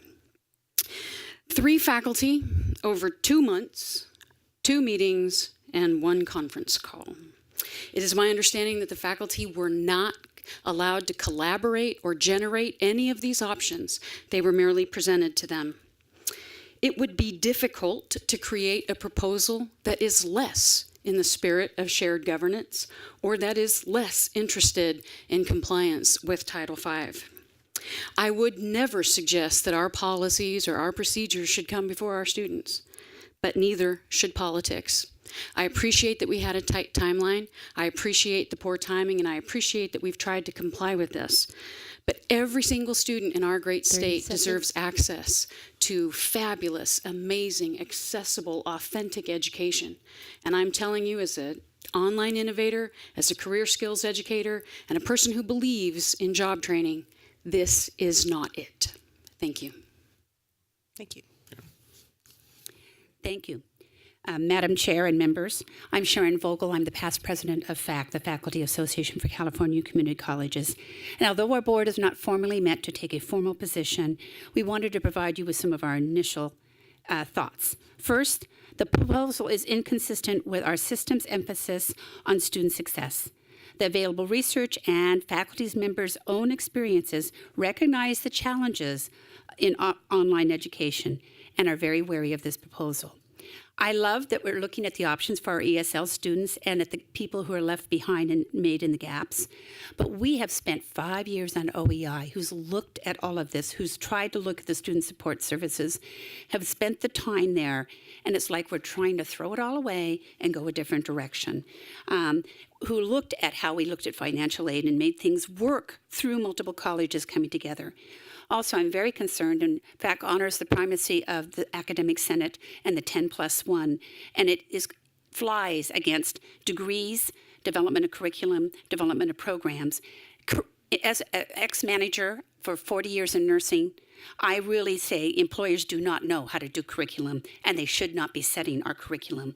And I really struggle that the employer will be the one designing this. I also have great concerns regarding the funding. This comes from Prop 98. How do our colleges that are already struggling economically wise, how do they deal with this? And why is Flow's design criteria now going to be different than OEI's, which has been research-based and spent 5 years looking at what is the best way for students to learn online? As my 2 predecessors said, we at FAC have deep concerns regarding this, its cost and its principles, and did it follow process? And having nursing students who we do have take online classes and have hybrid classes, they struggle. And we are nursing students, end of the nursing program, who've met the prereqs, top students who struggle with online. What is my poor little certified nurse aide student who doesn't own a computer, contrary to what the slide said? And yes, they get on their phone and research, the best concert tickets, but that is not the same as online learning. And my little certified nurses aide students would not be able to success. And they are the entrance level that gets you out of the poverty wage to that little pink dot that makes a whopping $20,000 a year. And those students would not be successful online. 30 seconds. And we have to be aware of those students. and their needs. And I urge you to, as she said, staunch the flow. We need, just because the governor said something doesn't mean we need to follow blindly down and off the cliff. Thank you. Okay, before Ms. Bruno speaks, we also bring up Jonathan Lightman and Jim Mayer. Good afternoon. The Academic Senate recently held its fall plenary session. Senate presidents from our colleges and districts, who are delegates of the 56,000 faculty in the system, came together to discuss a number of issues, including Project Flow. We held a breakout session with our faculty representatives appointed to the committee and engaged in significant discussion regarding the process, function, and outcomes of the work group. Confronted with a truncated process that circumvented consultation with system partners, a sense of urgency that appears manufactured in the light of the fact that the letter from the governor was dated May 11th, but the work group didn't convene until October, and outcomes that were built on faulty assumptions, the Senate passed a number of resolutions addressing specific aspects of the flow process and the outcomes, as well as resolutions regarding the importance of consultation in our system. Through the resolution process, the Senate and the faculty it represents recognize the value of making career education programs available across the state, as well as the use of online instruction to compensate for the knowledge gaps that might normally impede the awarding of credit for experiential learning. We also recognize the role of local, regional, and statewide faculty in implementing and delivering such programs. We encourage the development of structures to award credit through competency-based mechanisms and prior learning, and we will support faculty in identifying and implementing innovative online approaches, consistent with the guided pathways movement and competency-based instructional programs to help our students. In these aspects, we were supportive of many of the goals of the project. However, if options must be submitted to the governor in November, the Academic Senate endorses only one: the establishment of a cooperative or consortium of colleges to develop new online opportunities that would meet the goals of the governor and the presumed needs of the target population identified by the chancellor. The Academic Senate believes that these goals may be better accomplished using existing resources and structures within the system, such as the excellent work of OEI that you heard about earlier, rather than by creating a separate online college or other entity. The Academic Senate and the faculty it represents are deeply troubled by the lack of consultation with system partners throughout this process. In the webinar held last week for Consultation Council, the consultants indicated that the options would be altered based on feedback from different groups that included the Consultation Council, the Board of Governors, and the Flow Work Group, as well as comments submitted during the public comment period, which ends November 22nd. These options, altered by the consultants and reviewed only by the Chancellor's office, would then be submitted to the governor on behalf of the system, thereby creating the appearance that the system constituency groups support all the options and putting us in the position of having to voice opposition directly to the governor. To address the needs of our students, the Senate believes that the best course of action would be to request an extended deadline in order that a plan may be developed with greater consultation, deliberation, and effectiveness to really serve all of our students. Thank you. Thank you, Madam President and Chancellor. Jonathan Lightman, I'm the Executive Director of FAC. I'm here to actually speak on behalf of the California Community Colleges Extended Opportunities Programs and Services Association, EOPS. Very briefly, they do not have a position on this proposal, but they do want to question what the role would be for student services. There are some references through the document, and it appears that it would be done in various forms depending on which option is selected. But I would say, relative to the target population, we need to consider this very carefully. If we're talking about older adults who otherwise are left out by the economy, we have some excellent models in place. If we create a whole new structure, this may not work in the most optimal way, and so I hope that you consider these conversations as you move forward. Thank you. Okay, before Mr. Mayor speaks, I'll bring up Robert Sanger and Byron Breland. Good morning, President Estolano and members. My name is Jim Mayer. I'm the President and CEO of California Forward, which is the managing partner of the California Economic Summit. For 6 years now, the summit has convened regional intermediaries and our partners to try to figure out and to advance a shared prosperity agenda that results in greater equity and more sustainable throughout the state. The number one priority from that group for the last 6 years has been workforce development, and has partnered closely both with this office and with many of the colleges to develop and promote and to advance and to advocate for and now to implement things like the Strong Workforce Program. They do that not only because their business partners in their communities say that workforce talent is primary for their resiliency, that in many ways talent is California's most competitive advantage with our other states. We're not going to ever be the low-cost leader. But they know that for their own equity metrics, this is the most important thing. These are all things you know, but what I want to share with you is that they know it from a different perspective. They know it from a community perspective, working with community organizations trying to reduce poverty, with businesses that are trying to grow and stay in the California. While they see progress, they don't see fast enough progress. While they work closely with your colleges, they sometimes express frustration that the pace of change isn't fast enough to keep up with the economic dislocations, with the changes in the global economy, with the changes in the financing system, with the changes in automation. They're looking for and want to support and be part of increasing the infrastructure that allows for innovations within the education, and particularly around middle-skilled work. All the things you've heard from your faculty, I think all of our partners in the summit would stipulate to. They're part of that. They want to be part of that. They support that. But again, in many ways, they don't see the progress happening nearly fast enough. 5 years ago when we started really drilling down on workforce, it was the primary motivation was equity. These were the 5 million people stuck in minimum wage jobs, the 800,000 youth that are not in jobs or employment. Your chart up there around numbers and percentages, my sense is if you put a chart up there of time to a community college and distance to a community college, it would look just the same. That the distance of getting around LA to get to a class is going to be enormously long, and the distance to get to rural campuses is enormously long. And so they're looking for the infrastructure so that they can partner with the colleges in order to find new innovations, not just for those who are stuck in those low-wage jobs, not just those who don't have a job, 30 seconds. but for those who they're greatly afraid are going to lose their jobs because of automation. And they want to see more deeper partnerships with employers so that we can anticipate where those changes will be, so that continuous learning can be supported by the colleges. Career pathways isn't going to end when our career begins. Thank you very much. Hello, Robert Sanger, California Manufacturers and Technology Association. Thank you for listening to my comments today. And I'll just start right in. I work directly with employers for over 10 years now with California Manufacturers Association, work directly with them and help them find ways to train their workforce. And it's critically important for them. Larger companies like IBM and Edwards Life Sciences, other companies, they have internal training basically community college within their corporation, corporate college, and they use that to train their workforce. But there's a lot of small manufacturers, mid-sized manufacturers, and technology companies that do not have that, and they rely on the community colleges and others to provide that incumbent worker training.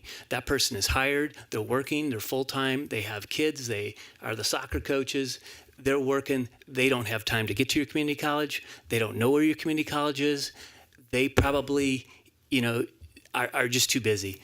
But they do need to take that class to get a promotion. And they go to the community college to take the class. What are they going to do? They're going to go to the website and they're going to look for that class. What are they going to see? Well, first you have to sign up as a student. Well, maybe I only want to take a few classes. Too bad. Sign up as a student, register, and then try to find some classes somewhere. I want to take an access class. Where do I find that? Well, it's not at American River College, so where do I go? I don't know. That's where I stop. And then I look at Udemy. I look at LinkedIn because that's where I am. And I say, oh, there's an online class on Access Databases. I'll take that and I'll start with that. But they're bypassing the community colleges. You're not seeing them. They're invisible. You're not seeing these students.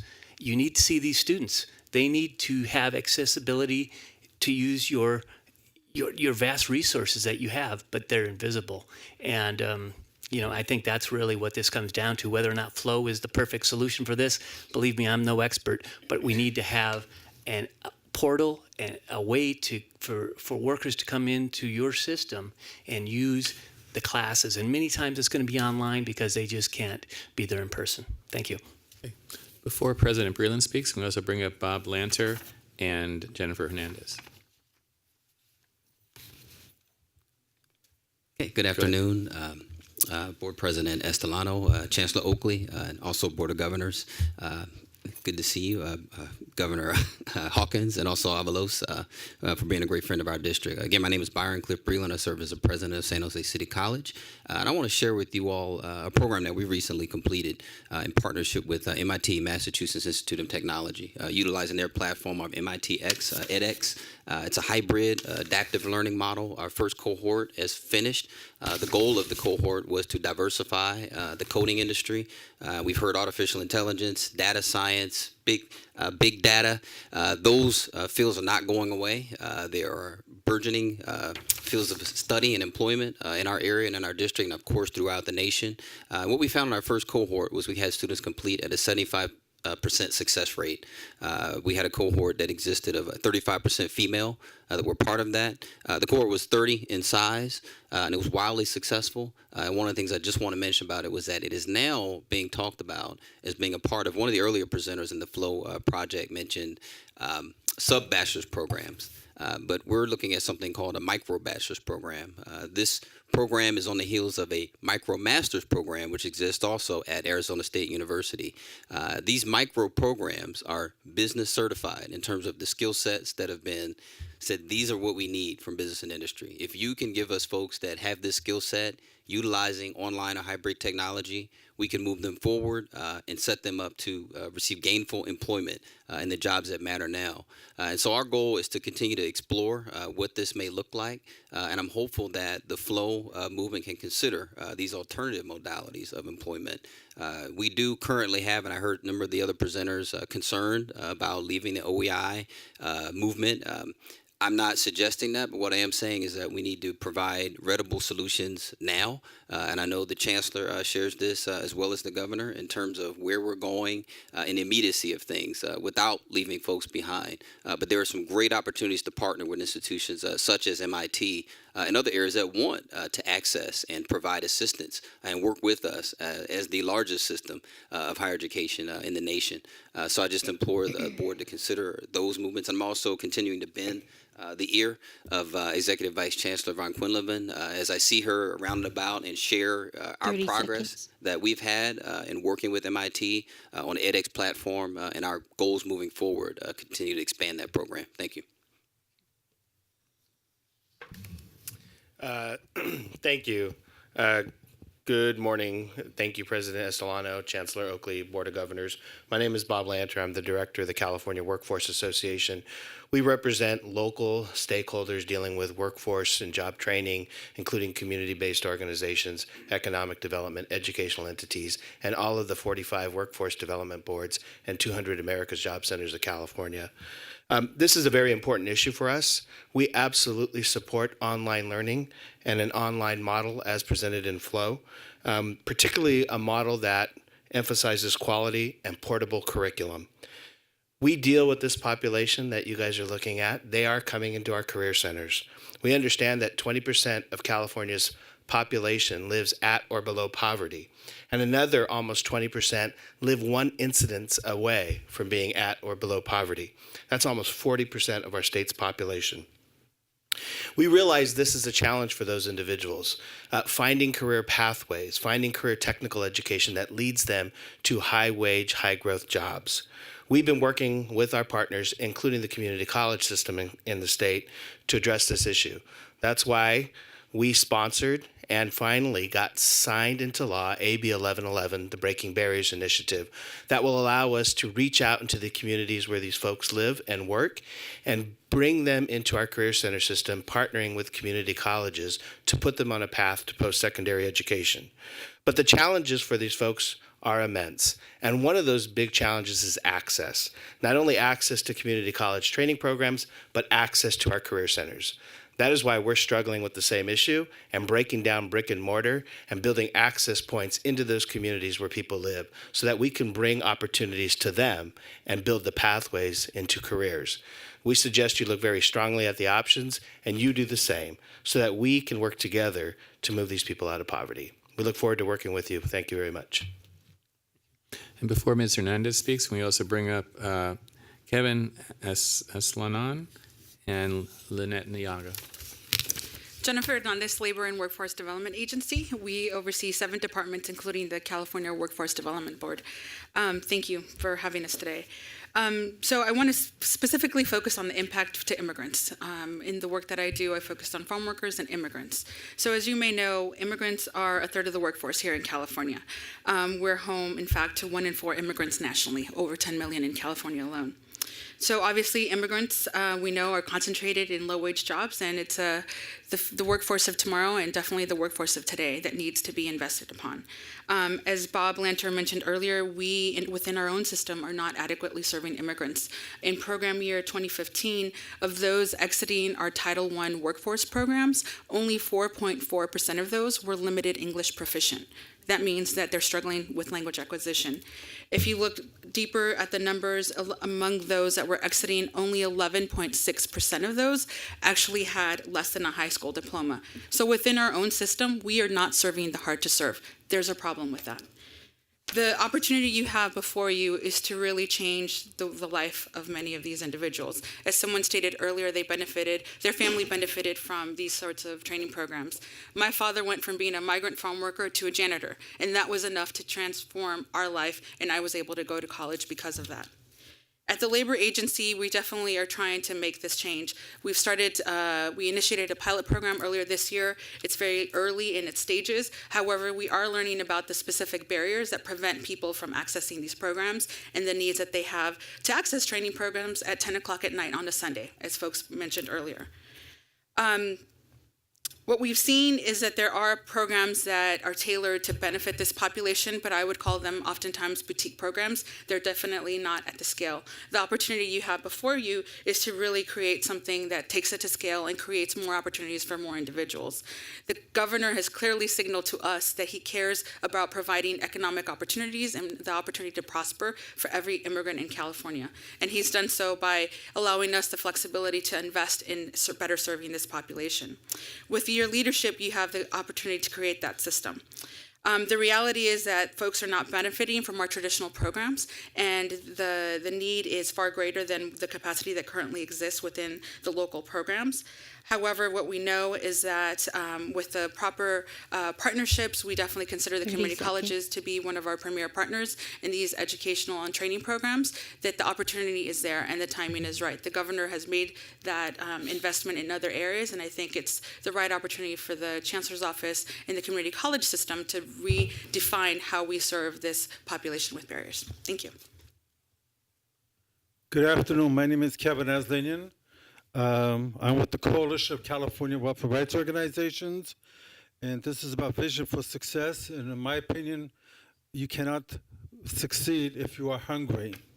And I'm here to talk about hunger and the college campuses. Do you hear me? Okay, yeah. The first time I was going to City College in the 1960s, and at that time I was not hungry because students could get food stamps. And then we started protesting the Vietnam War, and they passed a law saying that if you're a student, you're going to college, you cannot get food stamps. So today, there's thousands of students in the community colleges who are hungry. In fact, you have food banks going up, as you well know. And this is, and we've sponsored 2 bills to rectify this in part, AB 1930 and AB 214, but it still hasn't made a big dent in the community colleges. In Massachusetts, everybody in the community college gets food stamps. They have found a way to do that. They don't ask why not, they ask why, how can we do it? When I do, and I've been working with your staff, and they've always tried to find ways why it can't be done, rather than how can we get this done. And this is still a big problem. I would love to work with them. And I think it would be nice if you guys could have it on your agenda every month, every time, to talk about hunger in the campus, because you could all have all these programs, but hungry students are not going to succeed. Thank you. Thank you so much, sir. I think we're going to take that as a public comment for general public comment, and we appreciate your comment. Right now, we're in the middle of 4.22, which is on flow on a particular online education proposal. We do appreciate that, and this is an issue of great concern to us, hunger on our campuses. So we will certainly consider your request that we agendize this in the future. Okay, thank you. And so before Ms. Niaga speaks, we get John Stankus get the last word. Oh no, he's trying to catch up on some reading. Okay, go ahead, Lynette. Yeah, go ahead. You do, and just bring it close to your face when it's. All right. Yeah. Thank you. Is that better? Okay. The Community College Association Board and the California Teachers Association is completely supportive of alternative solutions to reach students who want higher education and improved job training. However, we have discussed the flow proposal and we have serious concerns. One of our concerns has to do with the status of the faculty teaching in this online institution. If it is a separate college, who will the employer be? What collective bargaining agent will represent these faculty members? Will the faculty be living in California and will they meet minimum qualifications for teaching in their fields? Or will they be living in Texas or maybe even in India? And will they be full-time or will they be, like most faculty at for-profit institutions, all part-time adjunct faculty? These are issues which have not even been considered and they do matter. Our other concern has to do with student access. The presentation cites a Pew Research report to support the assertion that 80% of the adults in the target group have, quote, internet access, unquote. I reviewed this study and it appears that the data include smartphones as, quote, internet access, unquote. While it is possible to do college classes on smartphones, it is quite a challenge.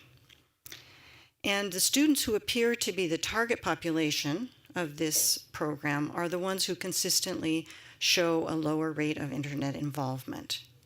So please involve faculty experts more actively in your discussions. We want to help our students. That's why we teach. Thank you. President Estelano, Vice President Epstein, Chancellor Oakley. I think we forgot to do that part. So I'll do it at the end since I'm the last one. I'm John Stanskis. I'm the Vice President of the Academic Senate for California Community Colleges. And I had something I thought that I wanted to add because I was listening to the other comments from within our system and external to the system about meeting the needs of Californians and people here. I don't think anyone in our system disagrees that we want quality portable curriculum, and that's been something I know the Senate's been working on for a decade, if not more. Access, outreach, being innovative to find ways to reach populations we may not be reaching, addressing our equity gaps and providing quality workforce training are things we've worked on as a system and really tried to focus on for a long time. I see a need to expand into an online environment, and I think that our faculty expressed support for expanding into an online environment. But we have systems that we've developed to address these. We have the OEI you heard a presentation about that has spent 5 years doing all of the groundwork for how to do this, to expand.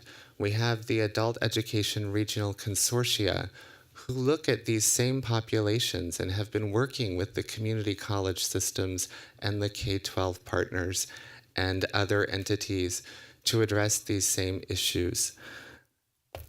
We're not Arizona State University. We don't have entrance requirements. We don't expect our students to have a high school diploma. We take our students however they come, and we do the best that we can. And should we have an expanded outreach and efforts to do this? Should we perhaps provide some leadership about some regulatory changes in terms of providing guidance to colleges about ways that we could offer curriculum to serve these students better? Absolutely, we should. And we have processes to do so. I think the Senate would be happy to partner in that. 30 seconds. To address that. Unfortunately, these three options being rushed to you as information that doesn't appear to have the support within the system to make it work, it concerns me that we are sending a message and setting ourselves up for a situation the Senate would prefer to avoid, which is fighting this out in the legislature. And that's not appropriate.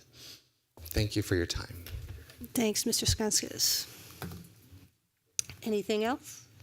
That's it? No more comments. Okay. All right. Let's move to questions and comments from the Board of Governors. I'm going to open up to folks who haven't spoken yet, and then we'll get back to our usual players. Anybody have any questions or that they want to address? Yeah.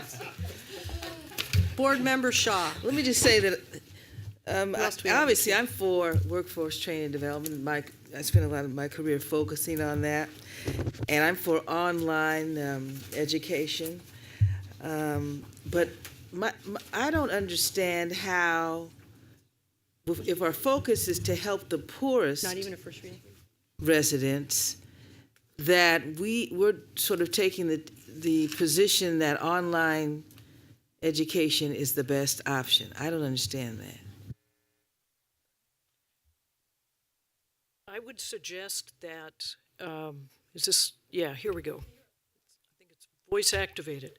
I would suggest that ideally we would, to help the poorest citizens of the state, whose first language may not be English, the ideal situation is a one-on-one tutoring environment to help them with everything.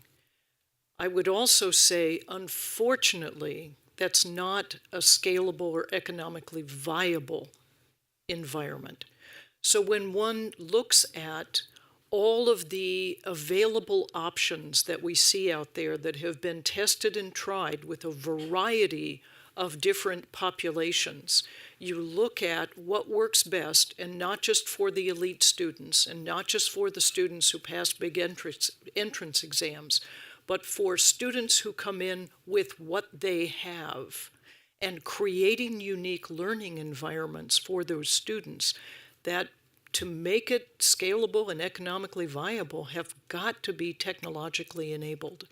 And by technologically enabled, that doesn't mean just, sitting in front of a computer. It may mean some of what you do is on a cell phone.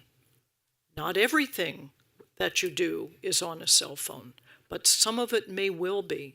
And if you've been on a flight recently and looked at how people are watching movies, guess what? It's all on cell phones.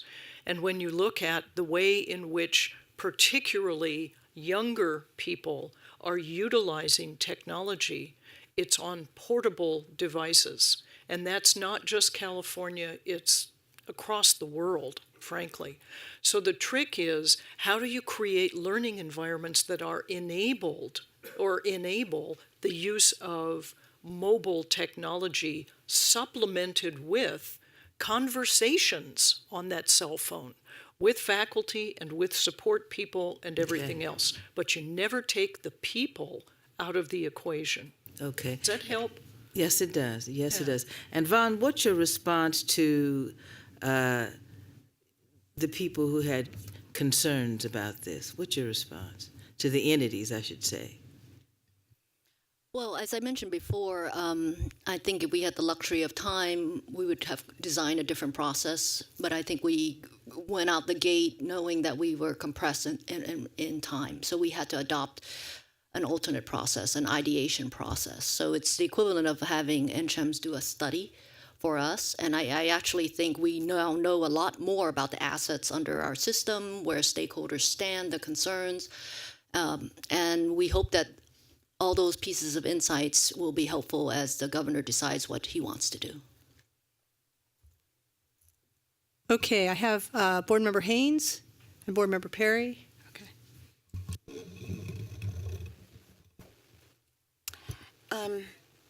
So I really appreciate the presentation. There was so much that has been said. It's sort of difficult to get through it all. But let me say that I am one of those adult students. I started at a community college right out of high school in 1964. I got my AA degree in 1976. I had babies. I worked. Life got in the way to do that, and there was no internet and online classes. So there is a benefit, especially, and I have believed this before we ever got here, for the adult learner who has stepped on our campuses, but for whatever reason has left, and we've got to figure out how to bring them back, and it's got to be student-centered. And it's got to be accessible based on student needs. And if we keep those kinds of things in mind, I think it will be helpful. I don't really have a question in here, but to faculty and staff, I hear what faculty and staff has said relative to the process. But there's a couple of things. This is a response to a governor's request, and it's imperative that we do respond. It is a process that is not always flowing and fluid. That letter came in April, and I'll try to say this as tactfully as possible. Yes, indeed, the summer months happened. Yes, and there wasn't a response. And I'll say this as kindly as I can. Our traditional responses have to be somewhat different. There's an urgency of now. And so, yes, there were months in which there was time that was not productive in terms of bringing faculty in. We've got to figure out how to do that, and how to make certain that our faculty understand that urgency of now in terms of trying to get input. And I don't know how that process was, but there were 6 months in which there wasn't that input. So we have to look at the calendar. But anyway, those are my comments. Board Member Perry. I'm sorry, Go ahead. just a note, even before we could get started on this, once the chancellor had tasked the work to us, we had to actually go raise the monies in order to fund the staffing. So that happened at the end of July, and our first meeting was the last day of August. Board Member Perry, followed by Board Members Belansky and then Fawn. I want to say I recognize that I think you've given an impossible task within a truncated time frame. Just giving us a jumping off point is an accomplishment in and of itself. And it's interesting to me the multitude of concerns that were raised, and there were 3 that struck me, and I'd love for you to address. And sorry, they're disparate because there were so many different viewpoints and concerns. One concern that was raised is, given the structure you proposed, would there be inadvertent influence of employers in terms of dictating the curriculum?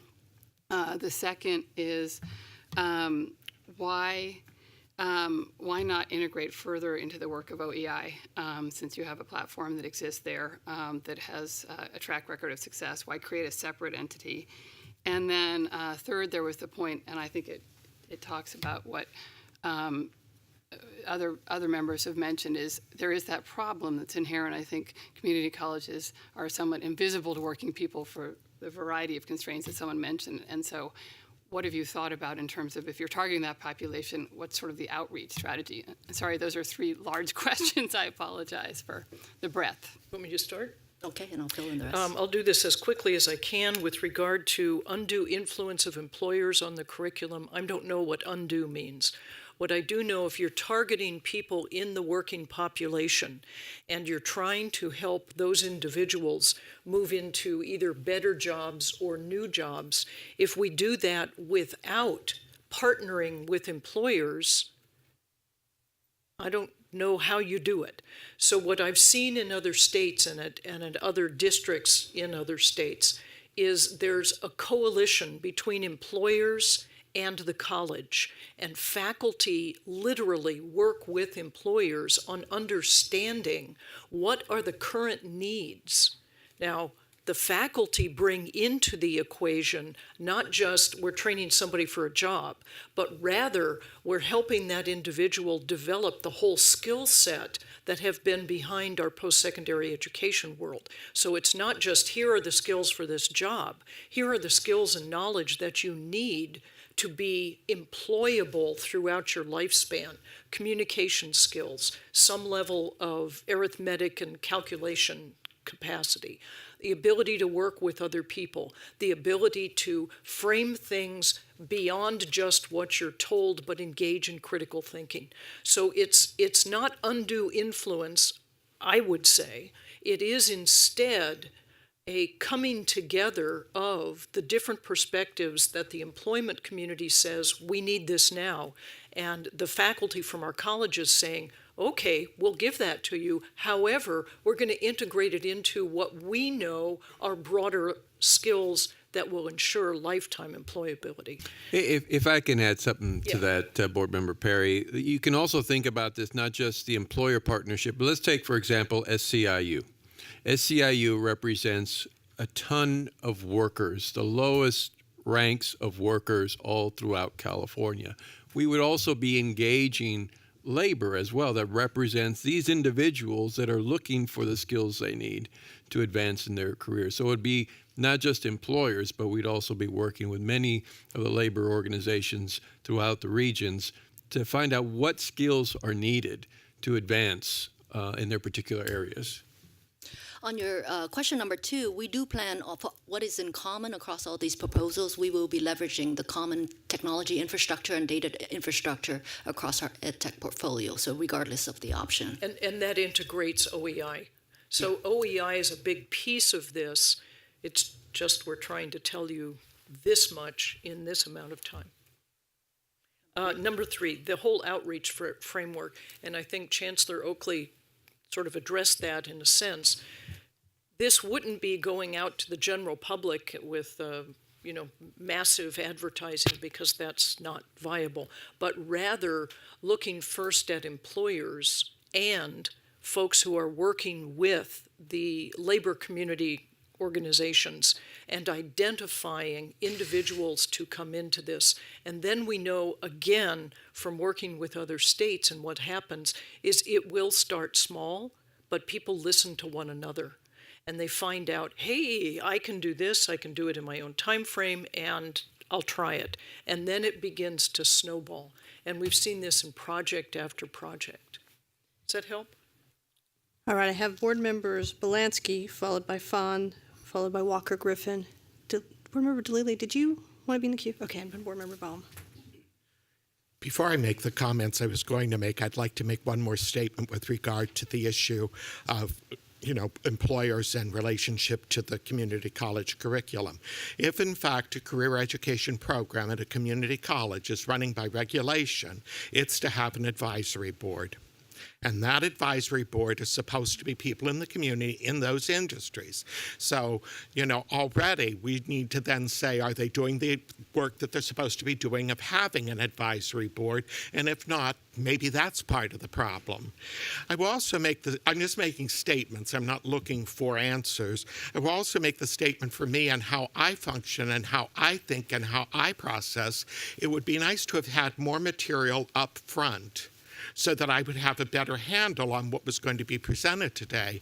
Because I was going between, are we talking about just getting people to have some job skills so they can get a job that pays better than what they're doing, or they don't have a job and they, are we talking job skills? Are we talking a college education?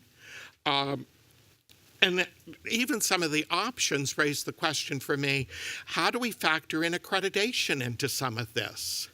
Because the third option clearly said to me, we don't want an accreditation piece. We just want to get students job skills. So, I mean, I think there are a lot of questions we're all throwing out, and the whole group of people that came, that we're going to have to really think through. And I don't see why that would be a problem to say to the governor, you know, it's a great idea. But let me tell you the process we've been taking and the issues we really should address to be effective for our students, to give them access, success, and not just we're fulfilling somebody's ambition. Okay. Board Member Fawn, followed by Board Member Walker-Griffin, and then Board Member Baum. Sure.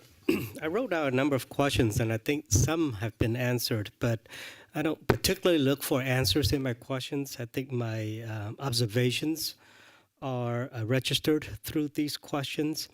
I think it's irrefutable that we need a model to reach the 2+ million population that we would like to consider as our students. But I guess much work has been done over the past 5 or 6 months. The question is, where do we go from here? And I guess I struggle with the what and the how over the past few months and moving forward. If we have identified, working with our industry partners, the skills needed and perhaps programs conceived, I guess the question would be, who are the folks developing these programs? Or are these programs already in existence in our 114 campuses? And if they are, do we actually need to create new programs? I guess the answer to that question is not. But if there are new programs created, how are they created? Who will be teaching? I think these are some of the questions that members of the public have addressed. And basically, who's involved? I guess it boils down to all these questions is that what process are we employing that would dictate how we're going to proceed after the chancellor and his staff meets with the governor and said, these are the 3 options, Governor, and maybe option 1 is your selection, option 2 is your selection, or option 3 is your selection. If one of the options is chosen by the governor as presented, I guess what's next in terms of for the system to get involved? And because I've heard some trepidation over the past few months about process and consultation and whatnot, and I just want those concerns addressed somehow. Thank you. We'll gladly defer to the chancellor. So, Board Member Fawn, if there is any proposal that is either put into motion by the governor, or if he and his staff choose a 4th or 5th option that would be within the community college system, then we would have to follow current education code and Title V requirements, unless he chose a different path for us. So certainly, if any of the 3 options are chosen, there is an enormous amount of work that would have to happen. I mean, to say that we can answer every question about how these would work is impossible to do right here. What we do know is we have a system to flesh those out. So what we're talking about here is not proposing something for the system to do, which would trigger the normal consultation process. What we're talking about is trying to gather information that would inform the governor, because I will certainly inform him that several of these options were not well received by these bodies, and why. And so that there is clarity on the challenges that would be presented in any of these options, because all of them have challenges. What I would say to that, though, is it is hard to determine all of those challenges today. Many of the same concerns were voiced when OEI was first brought to the Board of Governors. And what we've made clear to the governor, at least what I've tried to make clear, is that we do not want to undermine the online education initiative. We want to continue to support the development of the online education initiative. But we can do something in addition to that that would help inform the online education initiative. And so in the end, over time, the two could become one. I mean, it is hard to determine. I mean, if you thought back to 5 years ago, it's hard to imagine where we would be today with the online education initiative. So I would just caution that there's much that we don't know today. But what we do know is that we do have a process in place in regulation and in statute, and we would follow that process. Okay, I have Board Member Walker-Griffin, followed by Baum, followed by Epstein. Okay, so I understand that public comment will end on the 22nd of this month. I was wondering if the work group will meet again sometime soon, and will anyone be able to review the final report before it heads off to the governor's office?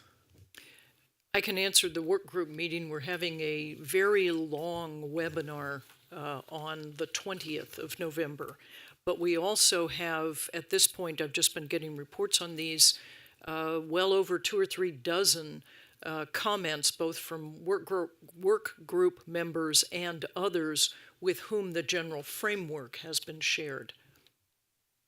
And a review prior to giving these to the governor. What we're looking for in the public comment process is whether or not there are any considerations that were not already surfaced. And in addition to the 6 white papers, the group meetings, there were also a lot of one-on-one interviews. So if the work group members raised their hand for interviews, they had those, as well as interviews of experts around the nation. So just wanted to mention that as part of the process. Okay, so no one can just find it on the chancellor's website or just email you guys to see the document once it's completed? The all the options. I mean, there's like a 30-page document outlining in more detail of all these options. So that's on the website, and then the synthesis of that will come together. And when we the final document, we will post on the web as well. Okay, thank you. Okay, Board Member Baum, followed by Board Member Epstein. First, I just want to again reassure, so the process is, this is one of informing us. The board is not taking an action. The task force is not considered the board's recommendation to the governor of anything. So it's so I do want to thank the chancellor and the staff for taking this by the horns and moving it forward, because I agree, we don't have the luxury of time anymore. Not endorsing this process, but with the transformation of the economy, we in my new role, we convened a workforce conversation last week about California's future workforce needs and the tech needs. And what it underscored to me is that still we're going through massive disruption. And in order to, I don't buy the 90% access to internet that you have. I think it's far less than that.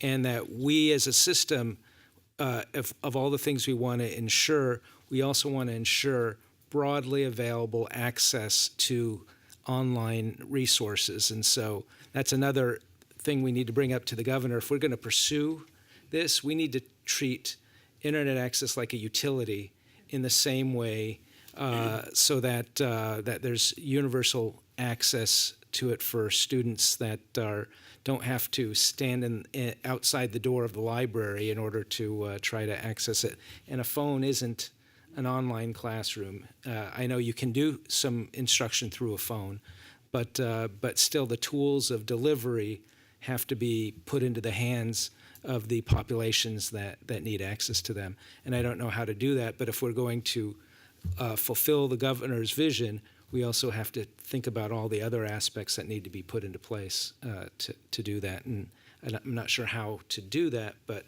I do feel that need all the more urgently. Vice President Epstein. So I feel strongly that there is an urgency around this special training. And I respect that the governor has 1 more year in office and he wants to make his mark, and that he's imposing this level of urgency. I'm not I'm not comfortable that we have really wrapped our arms around this yet. I think that there's a lot of legitimate questions that have been raised today and elsewhere. It reminds me, I worked at PBS, and I'm going to date myself here, but 25 years ago at PBS, we were launching the first system-wide public television website, and PBS is comprised of 170 stations, each with independent governance, and they make most of their money through online, through pledging on TV, and so they were freaked out about a centralized website for the system, and we went through lots and lots of debate about how to do that. Eventually created a system of authentication through a station that allowed them to get credit and and hopefully raise money. It probably didn't work as well as they had hoped,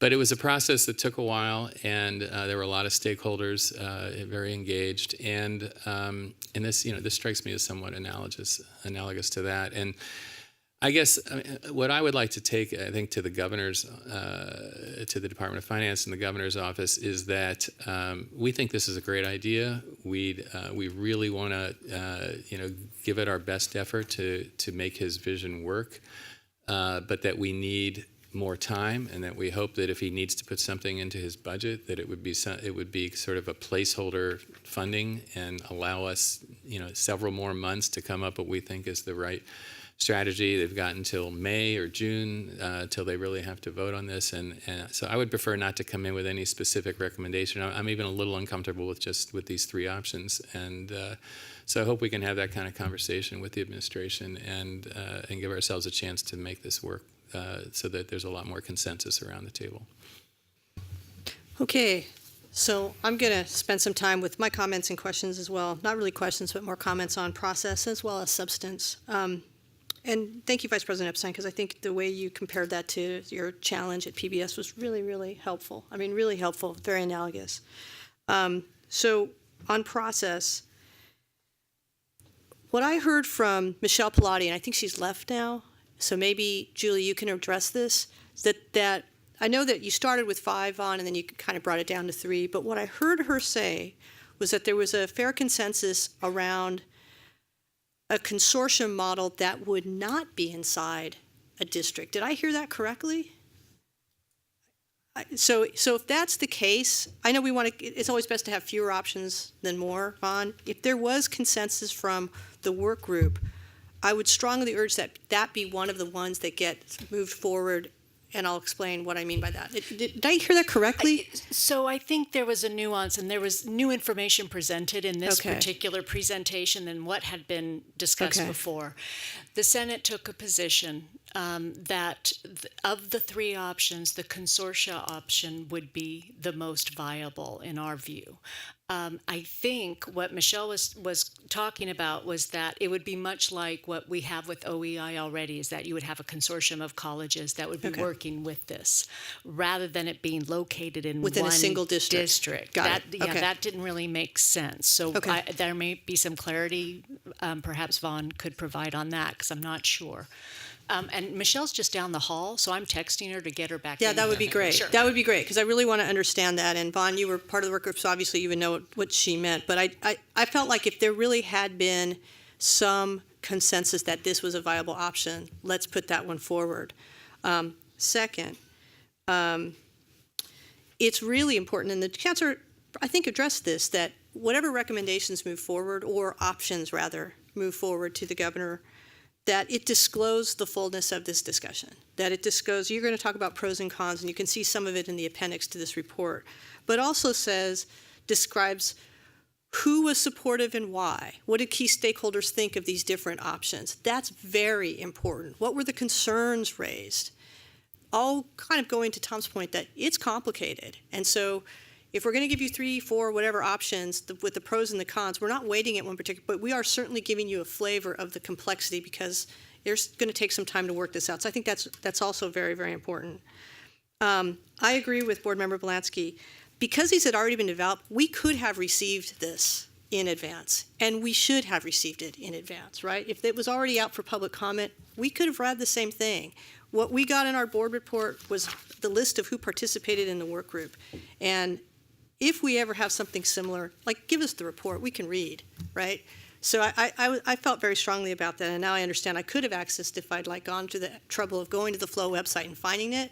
But I assume that when we get a board report, it's giving us the most current information in a format. So that would have been helpful.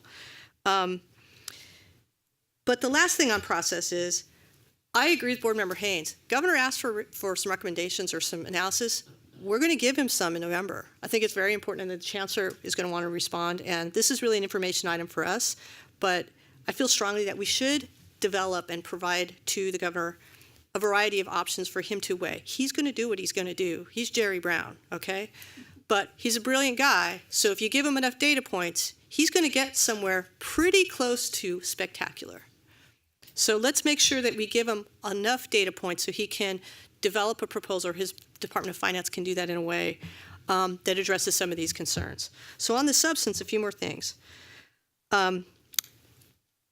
First of all, I was really struck by this concern about, are we going to be kind of eating our own, right? The number that your OEI presentation gave on the 796,600 unduplicated student headcount on OEE, I had no idea.